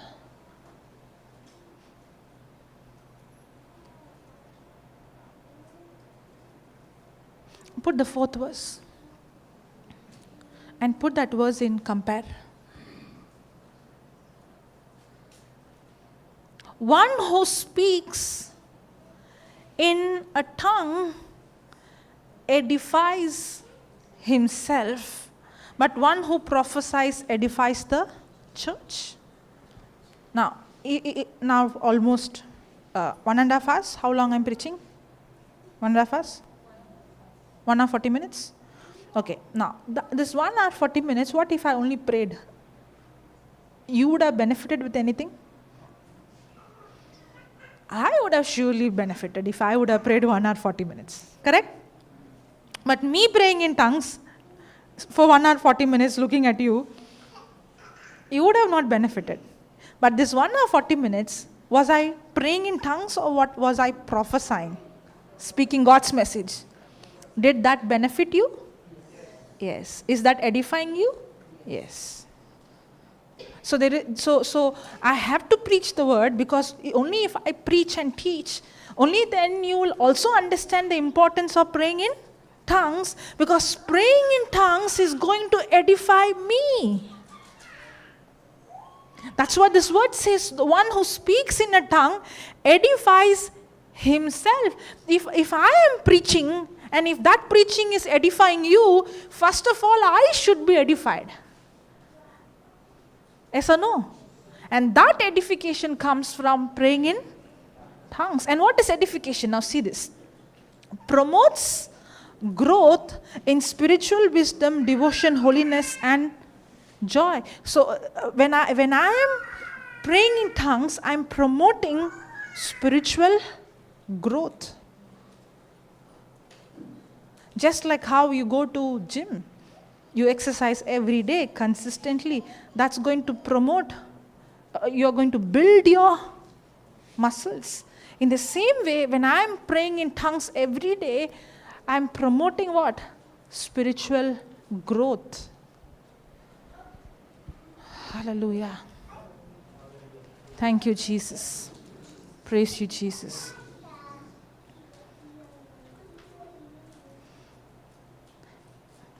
If you see any person walking in the supernatural, if you go and ask that person, the person will surely say, I'm in spending time, hours, praying in tongues.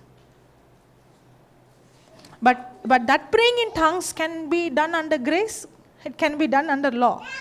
Again, if I pray for so many hours, then God will bless me. If I pray so many hours, then I'll get more power. Then you will get frustrated. You will get burnt out. But then when you understand that I have God's ability in me, I have God's power in me. And when I'm speaking in tongues, it's the spirit part of me that's speaking. And when I'm speaking in tongues, I'm having a direct communication with God. I'm speaking to Him. I'm directly speaking. I am in the throne room of God.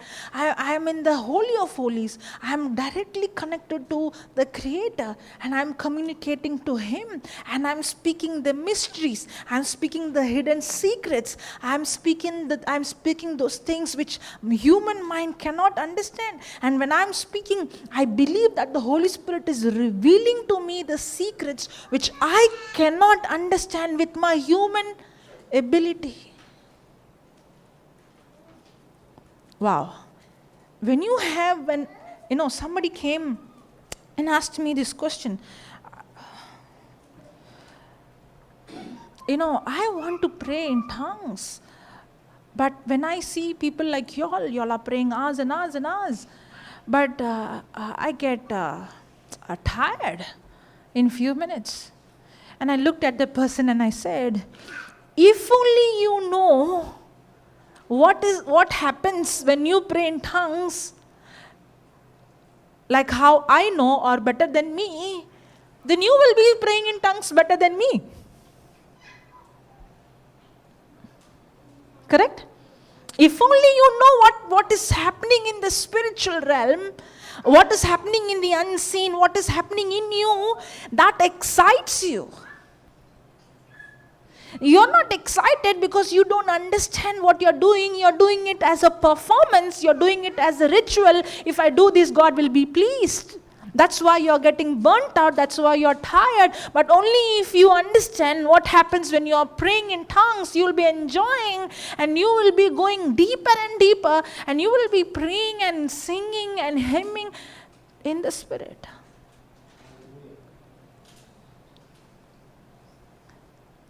Hallelujah. And that's what we see the early church. They were praying and they were singing and they were encouraging each other.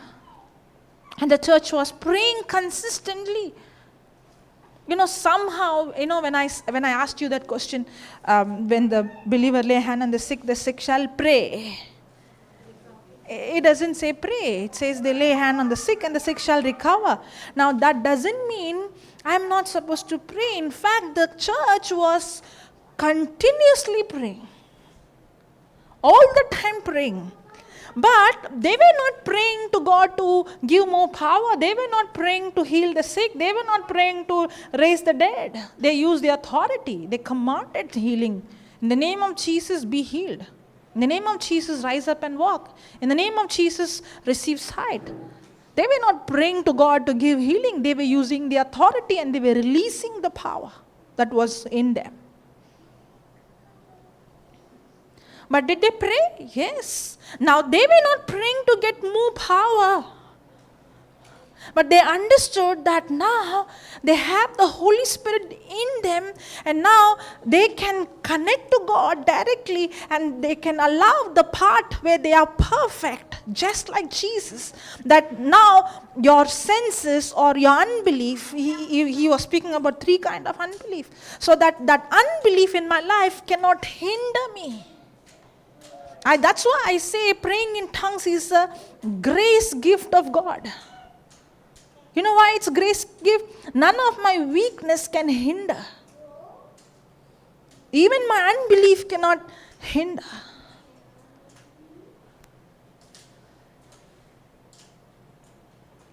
Hallelujah. Thank you, Jesus. And when a person begins to, understand, that's why I said, if only you know what happens, if only you understand what's happening when you're praying in tongues, in the unseen, in the spiritual. That understanding is what gives you, the desire, the fire to pray.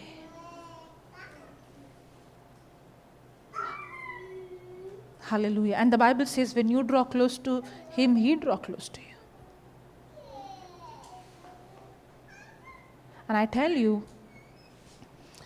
in the beginning, start doing it as faith. Start disciplining yourself. But as you begin to do, you will see,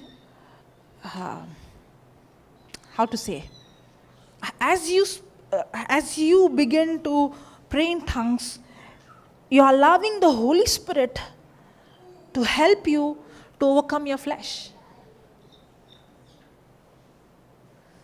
Did you get that? Maybe in the natural it might look like I can't speak for so long in tongues. One of the reason I told, maybe you might think that I have to scream and shout. Not necessary. You can whisper. That nobody can hear. You can hear. You can whisper in such a way that you can still continue to pray in tongues. Not necessary you have to sit in a place. Not necessary you have to be in an environment. You can be in any part of the world. You can be in the washroom, you can be in the kitchen, you can be driving, you can be any part and be connected to God. And you can even whisper. You can speak so soft that nobody will know that you are praying in tongues. And you can even be singing, because when you're hymning and singing, nobody will know what you are singing. They might think, sometimes you see wonderful tune comes and you will be singing from your heart, from your spirit, from your belly. Your life is, you will see a life where you're constantly connected to God. And let me tell you, the more you pray in tongues, the more you see the desire for the word. The more you pray in tongues, now you love to study the word. And not only you love to study the word, you begin to see the word, the voice coming from the word. You begin to understand the mysteries, because when I'm praying in tongues, I'm speaking the mysteries. That's when you begin to understand the grace of God. Hallelujah. Thank you, Jesus. Praise you, Jesus.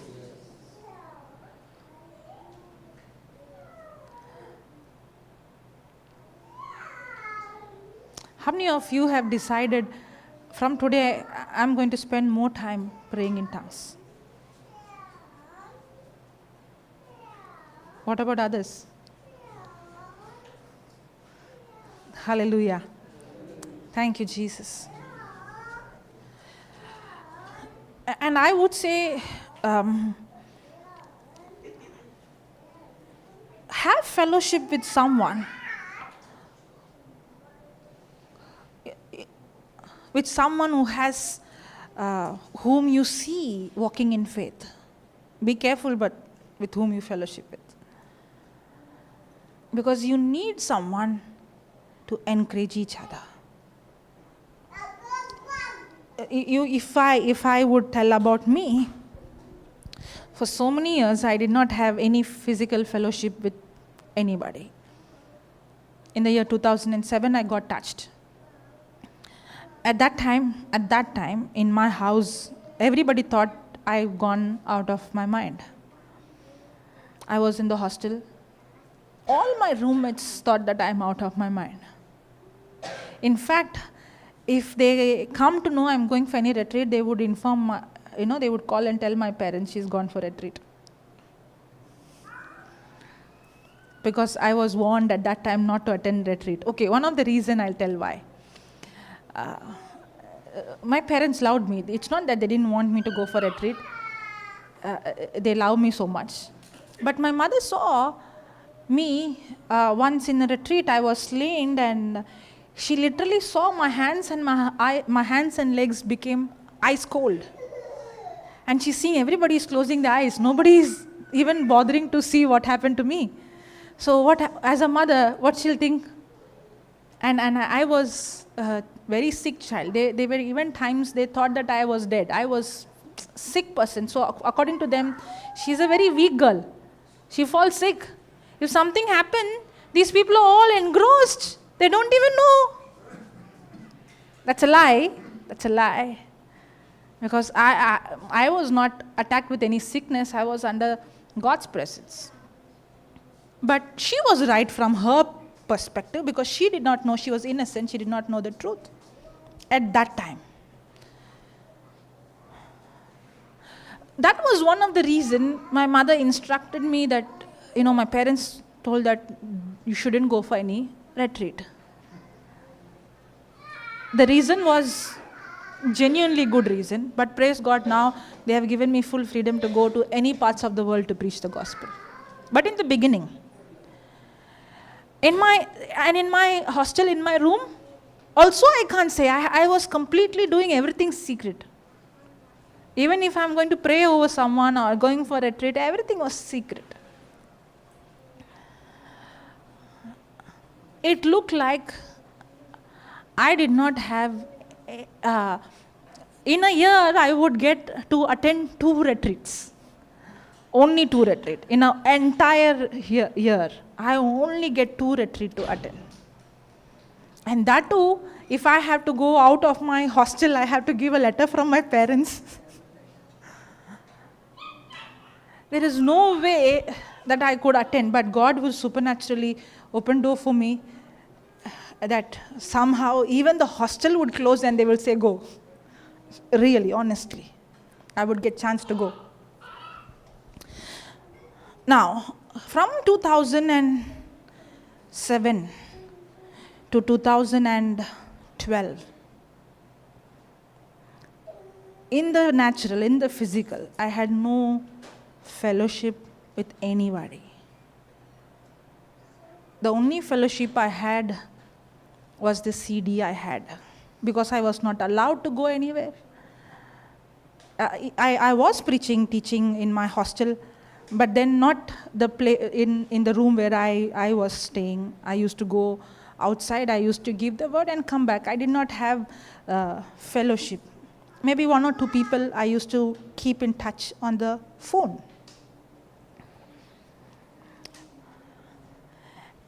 And I would spend most of the time with the CD. Even if I have to contact Papa, if you think I was under Papa's training, I would call his number and somebody would pick up and say, if you want to contact Brother Johnson, you can email on this number. So I would go and email. On those days, browsing center, we didn't have laptops and all. I used to go and I used to, with all my broken English, I used to type email saying, the glory of God, I saw this happening, I went and preached here and all those things. I never knew whether he read.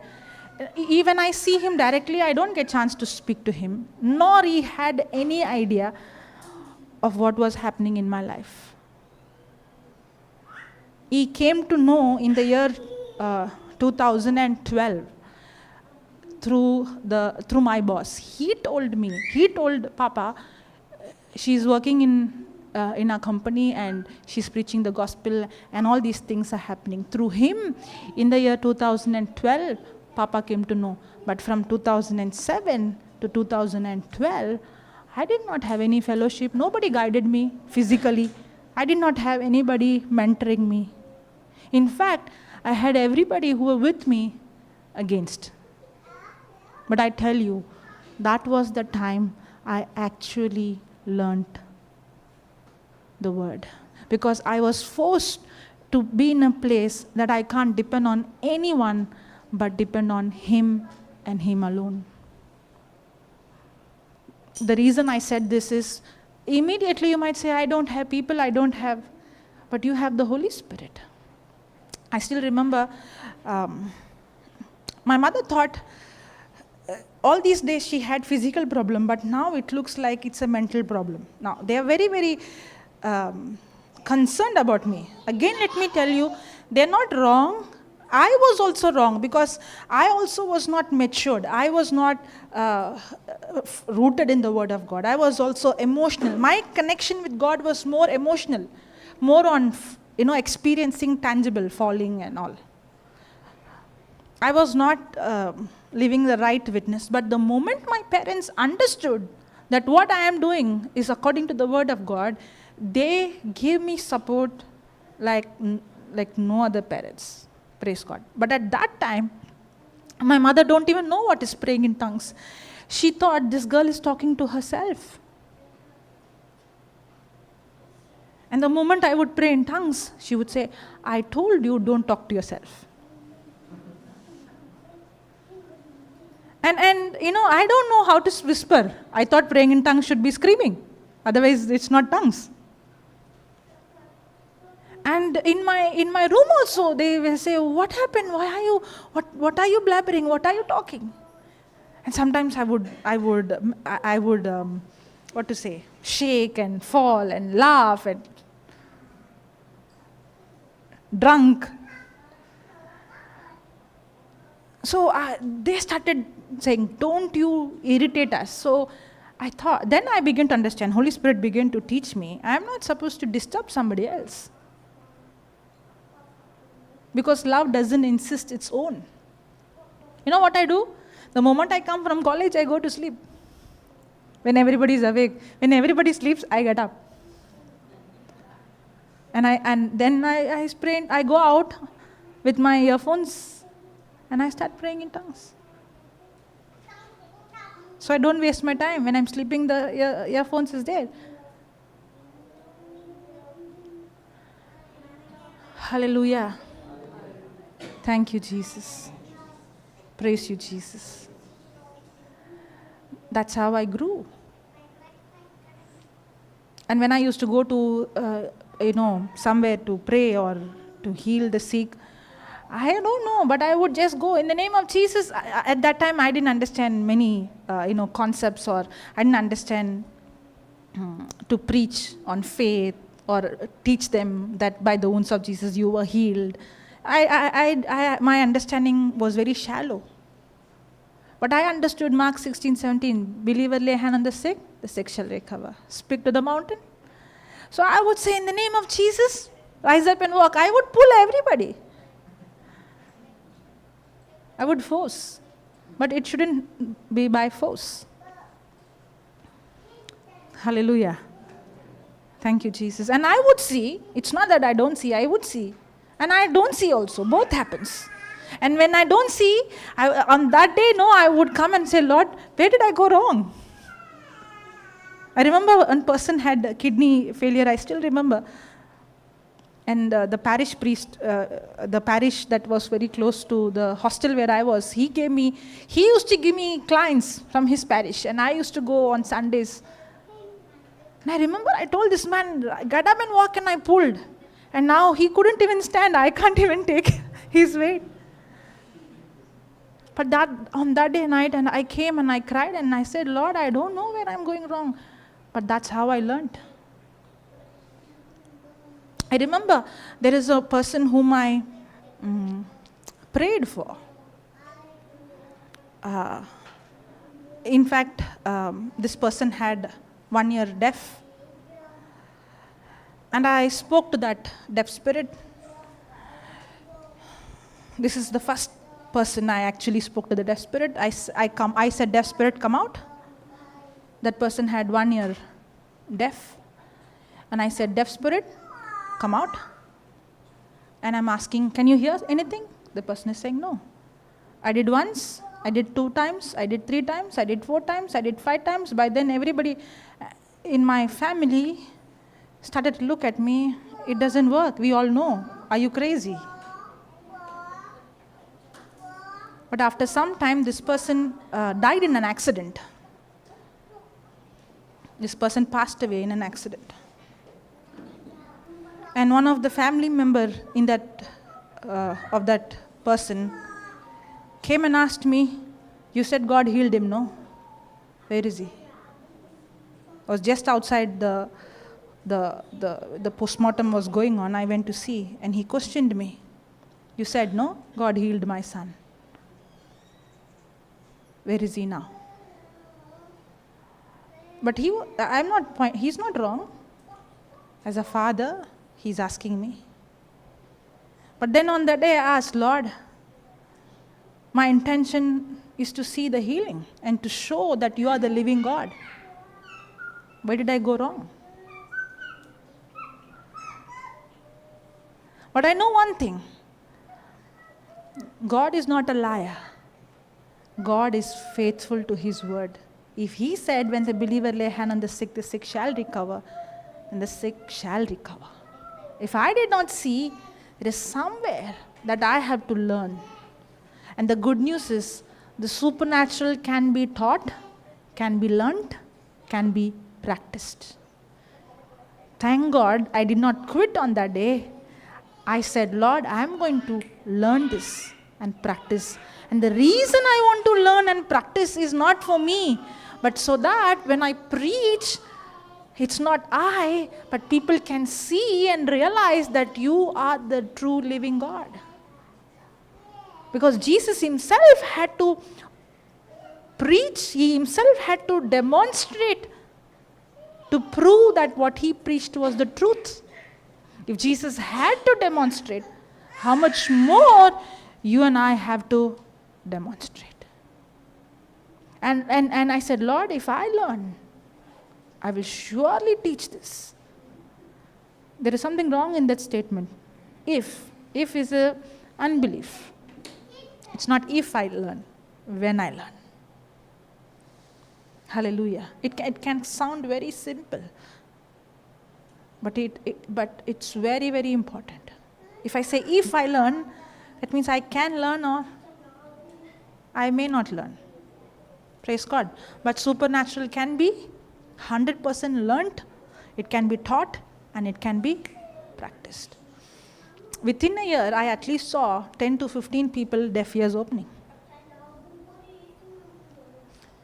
I did see. What if I would have quit on that day? I did not quit because I learned what I see can lie. I remember what the example Papa gives. If I see a Bible and if it is feather bound and it is written leather bound, I will believe it is leather bound because I will not believe what I see, I believe what is written. And all that I have to do is to train myself. Lord, I did not see, but I am not going to believe what I see. I am going to believe what your word of God says. And that's when I said, I am going to lay hand on the sick. Because the Bible says, the believer shall lay hand on the sick.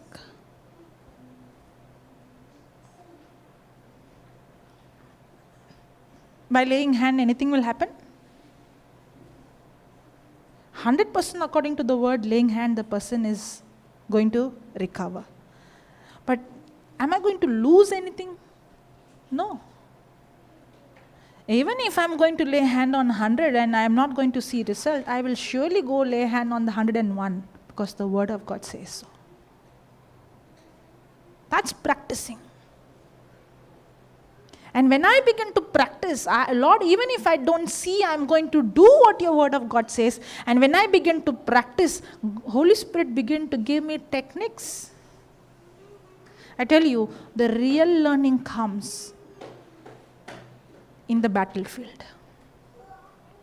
The real learning comes when you step out by faith. When what if Peter would be in the boat and say, Lord, teach me how to walk on the water? You will only learn to walk on water when you step out of the boat. Even though I don't understand how by laying hands somebody will get healed, I have to step out laying hand. When I go step out laying hand by faith, that's when I see the Spirit of God teaching me how it works.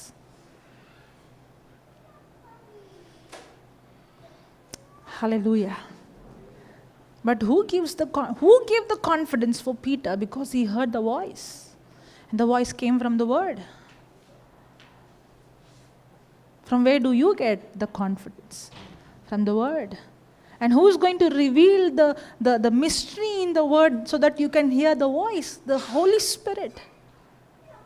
How can he give you the mystery if I and you don't spend time praying in tongues? Because that's the key. Because when I see Jesus was operating in the supernatural, and Jesus said, it is for your good that I go, that I will send the Holy Spirit, that when he comes, he teaches you all things. You and I cannot demonstrate or live the supernatural life without the help of the Holy Spirit. That's why the Bible says the Holy Spirit is a helper who helps us in our infirmity, in our weakness.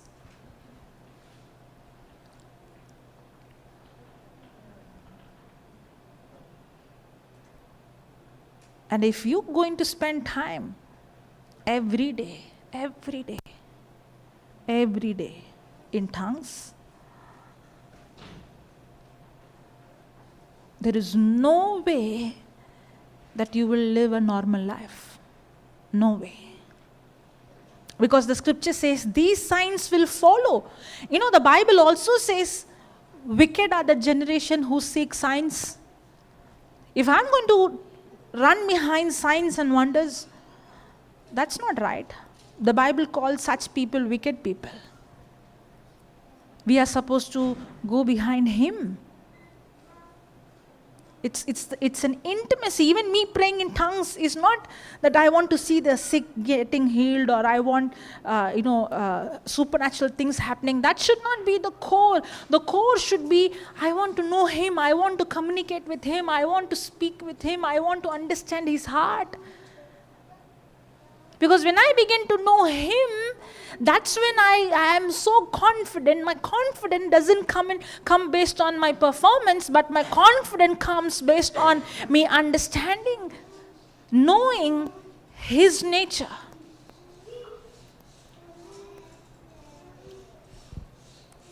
Hallelujah. Because now it is about my relationship. Jesus did not come just to give authority. Jesus came to restore the relationship. The authority, the identity is the byproduct, is the result of my relationship.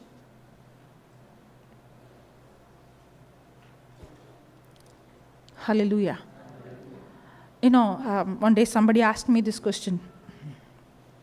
Not a question. I don't remember the question. Something about healing, authority, manifestation. And I asked that person, did you get married to your husband so that he can bring money for you, so that he can buy grocery for you? She said, no. Did your husband get married to you so that you can cook food? He wants somebody to cook food, wash his clothes, or bring up his children? No. Your marriage is your intimate relationship with your spouse, correct? But all other things, whether it's cooking or it's washing, is a result or it's a byproduct. And that is the action that comes out of love. It's not like only if you cook, then you're my wife, or only if you drive me, then you're my husband. No. In the same way, it's not that only if I preach, then I'm his child, or only if I go and lay hand and use authority, then I am a believer. No. He loves me regardless of what I do. And this is a covenant. It's a covenant where we are no longer two, but we are one. Because His spirit and my spirit has become one the day I am born again.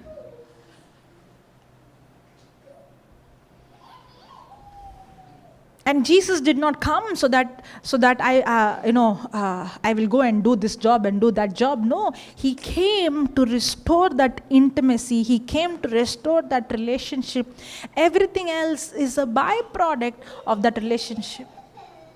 Me going and preaching is the result of that relationship. It is me going and proclaiming what the goodness of God in my life. It's not that only if I preach He loves me. Nothing to do with that. Whether I preach. If I don't preach, he knows He can use a donkey also to speak. Yes or no? If I don't preach, even a donkey, He can use a donkey to speak. It's not that He wants me to preach the gospel. He wants me to get His job. He can get His job done without me.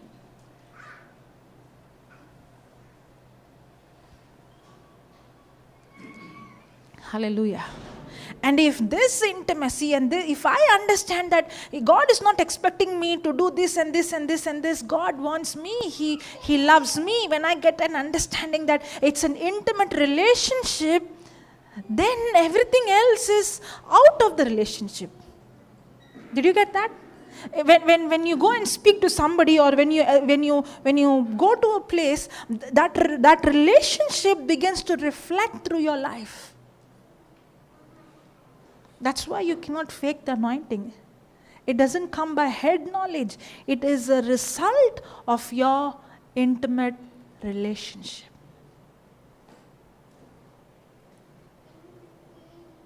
Hallelujah. I don't know whether you understood the last part. Thank you, Jesus. I'll finish, okay? Don't look at me like that. I'll finish. But that last part you understand, I'll finish.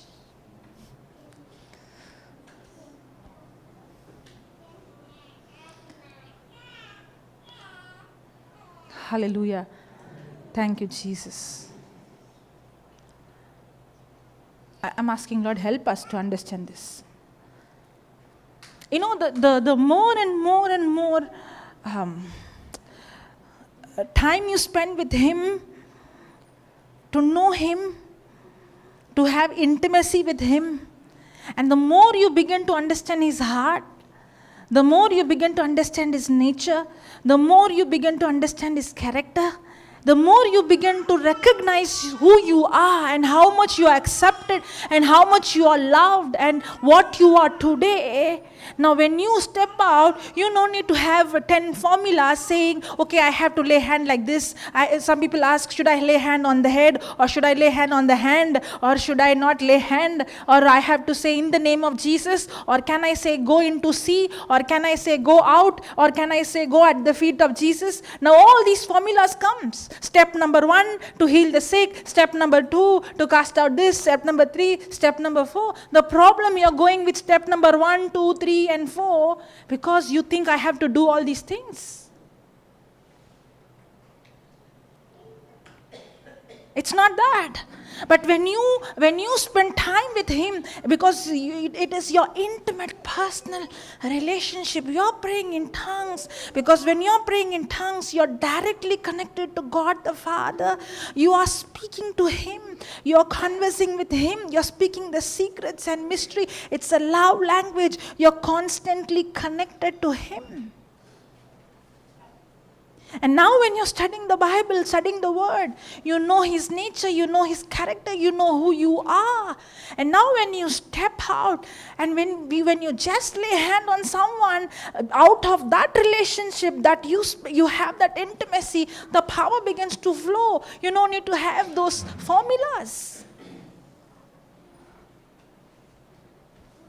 Because when I asked Jesus, Lord, how will I speak? What if I say the wrong sentence? What if I frame the sentence wrong? What if I put the wrong word? The Lord said, you don't need to worry. You allow me to live. I will do it through you. I did not understand that fully. But as days started to go, I began to understand. When I began to have this relationship with Him, I become focused on Him more and more and more. That's when I began to die and He begins to increase. And it is He serving others through me. And it is effortless. It's not formula. It's not formula.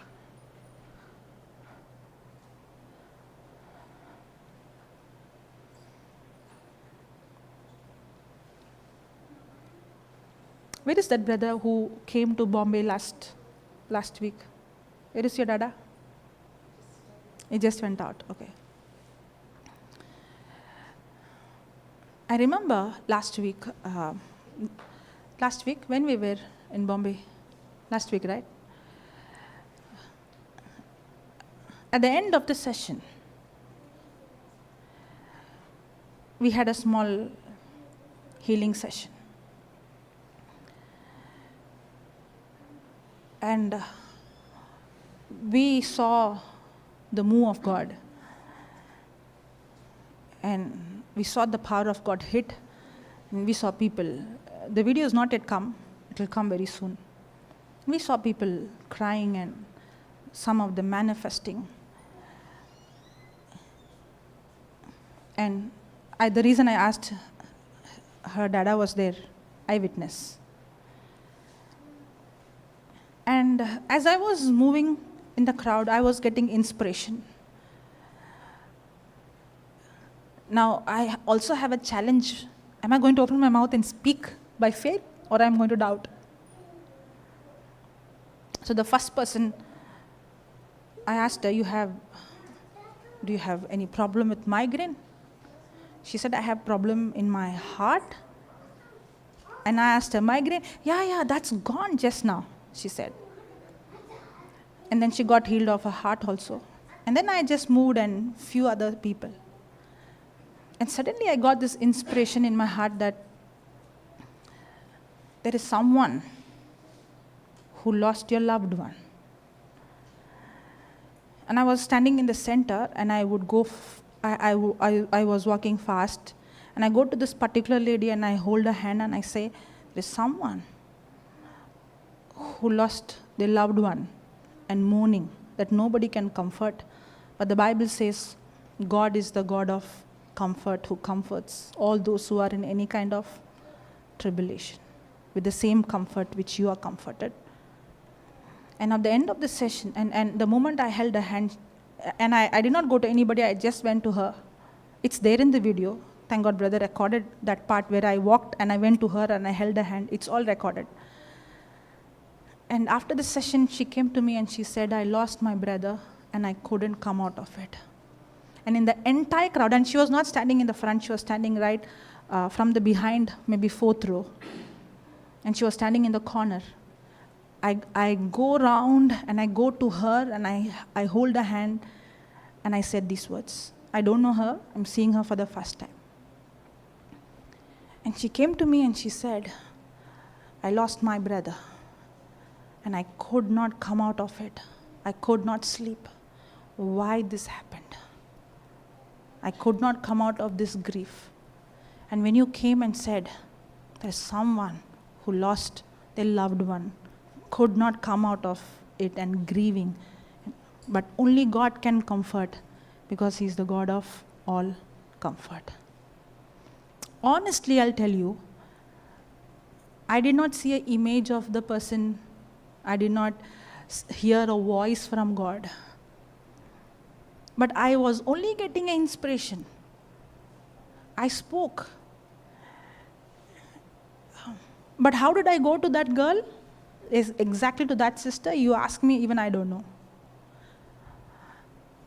Even I don't know. Why I got the urge to go to her, I don't know. But I know one thing.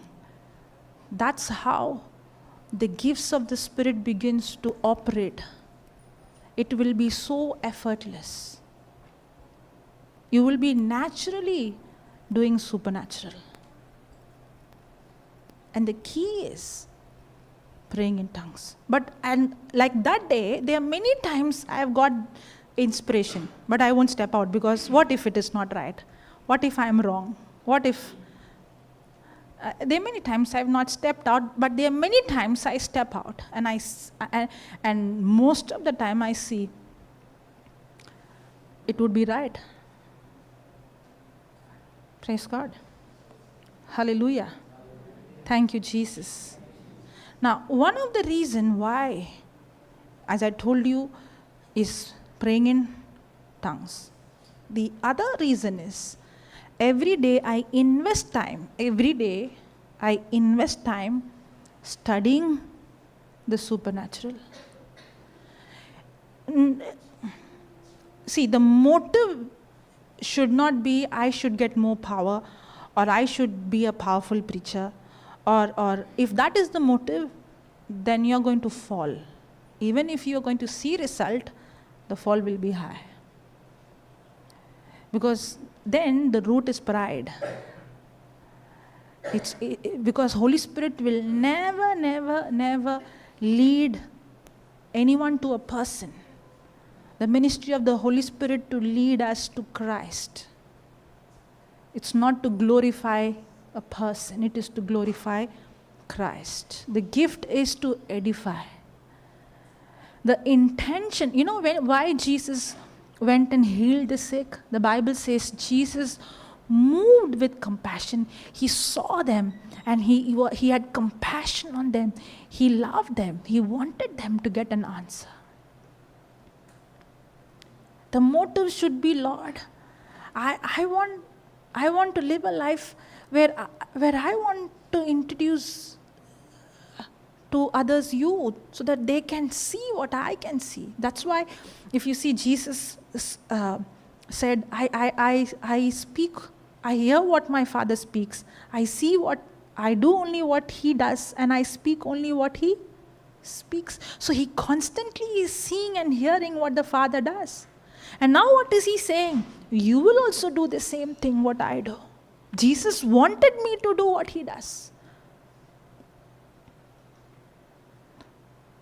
So when I go and minister, I am going and ministering so that you also do what I do.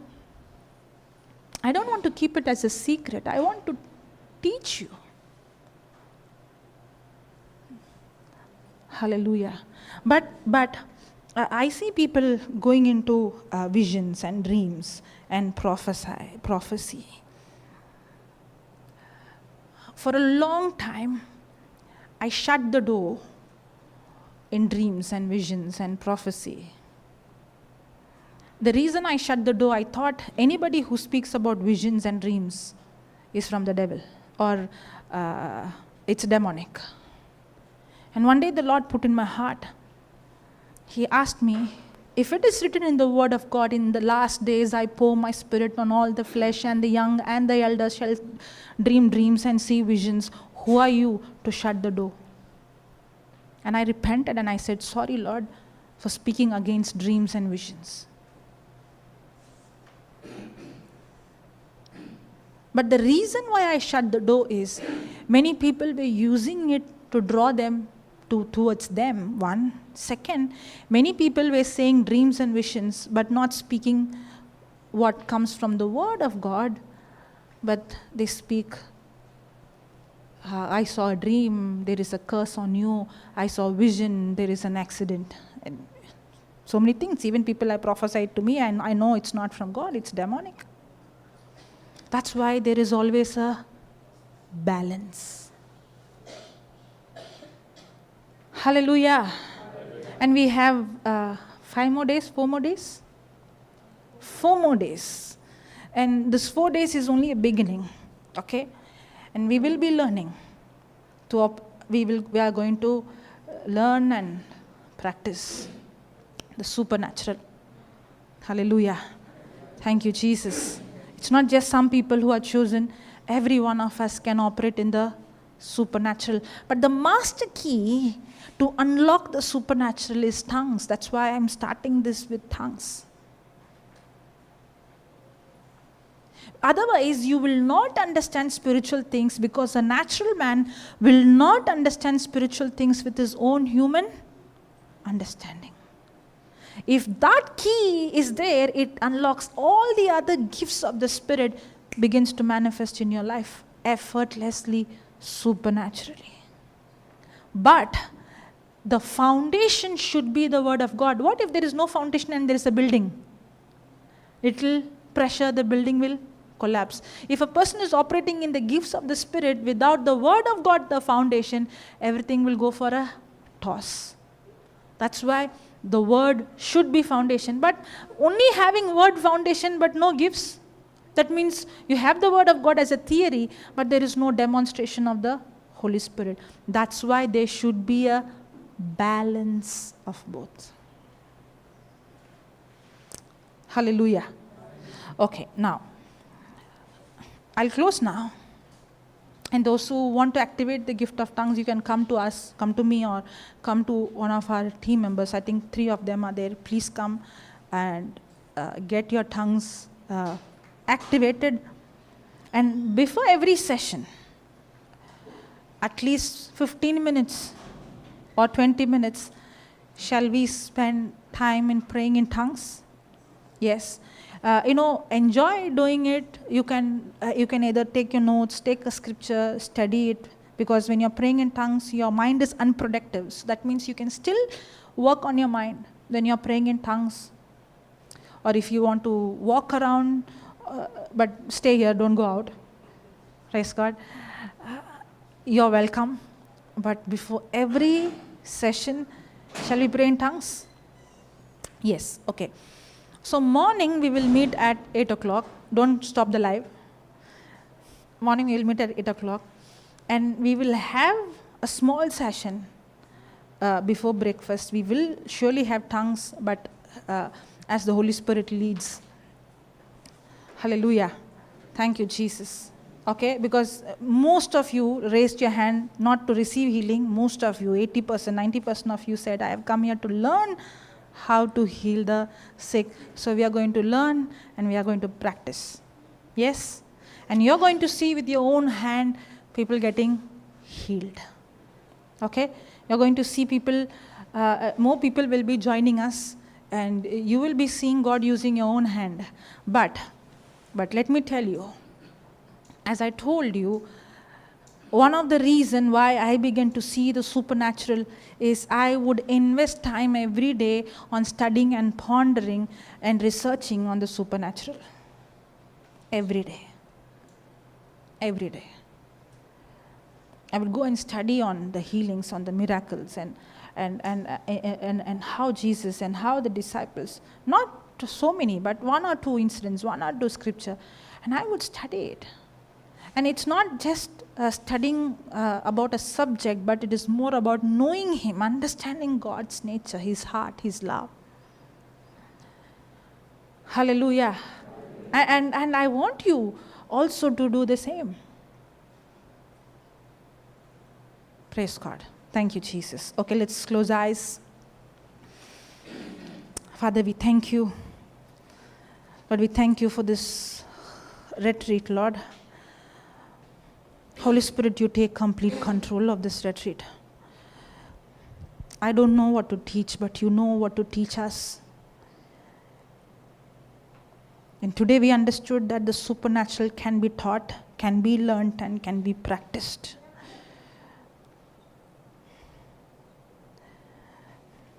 Because you are the God of the supernatural. Help me, Jesus, to know you, to know your heart, and to understand.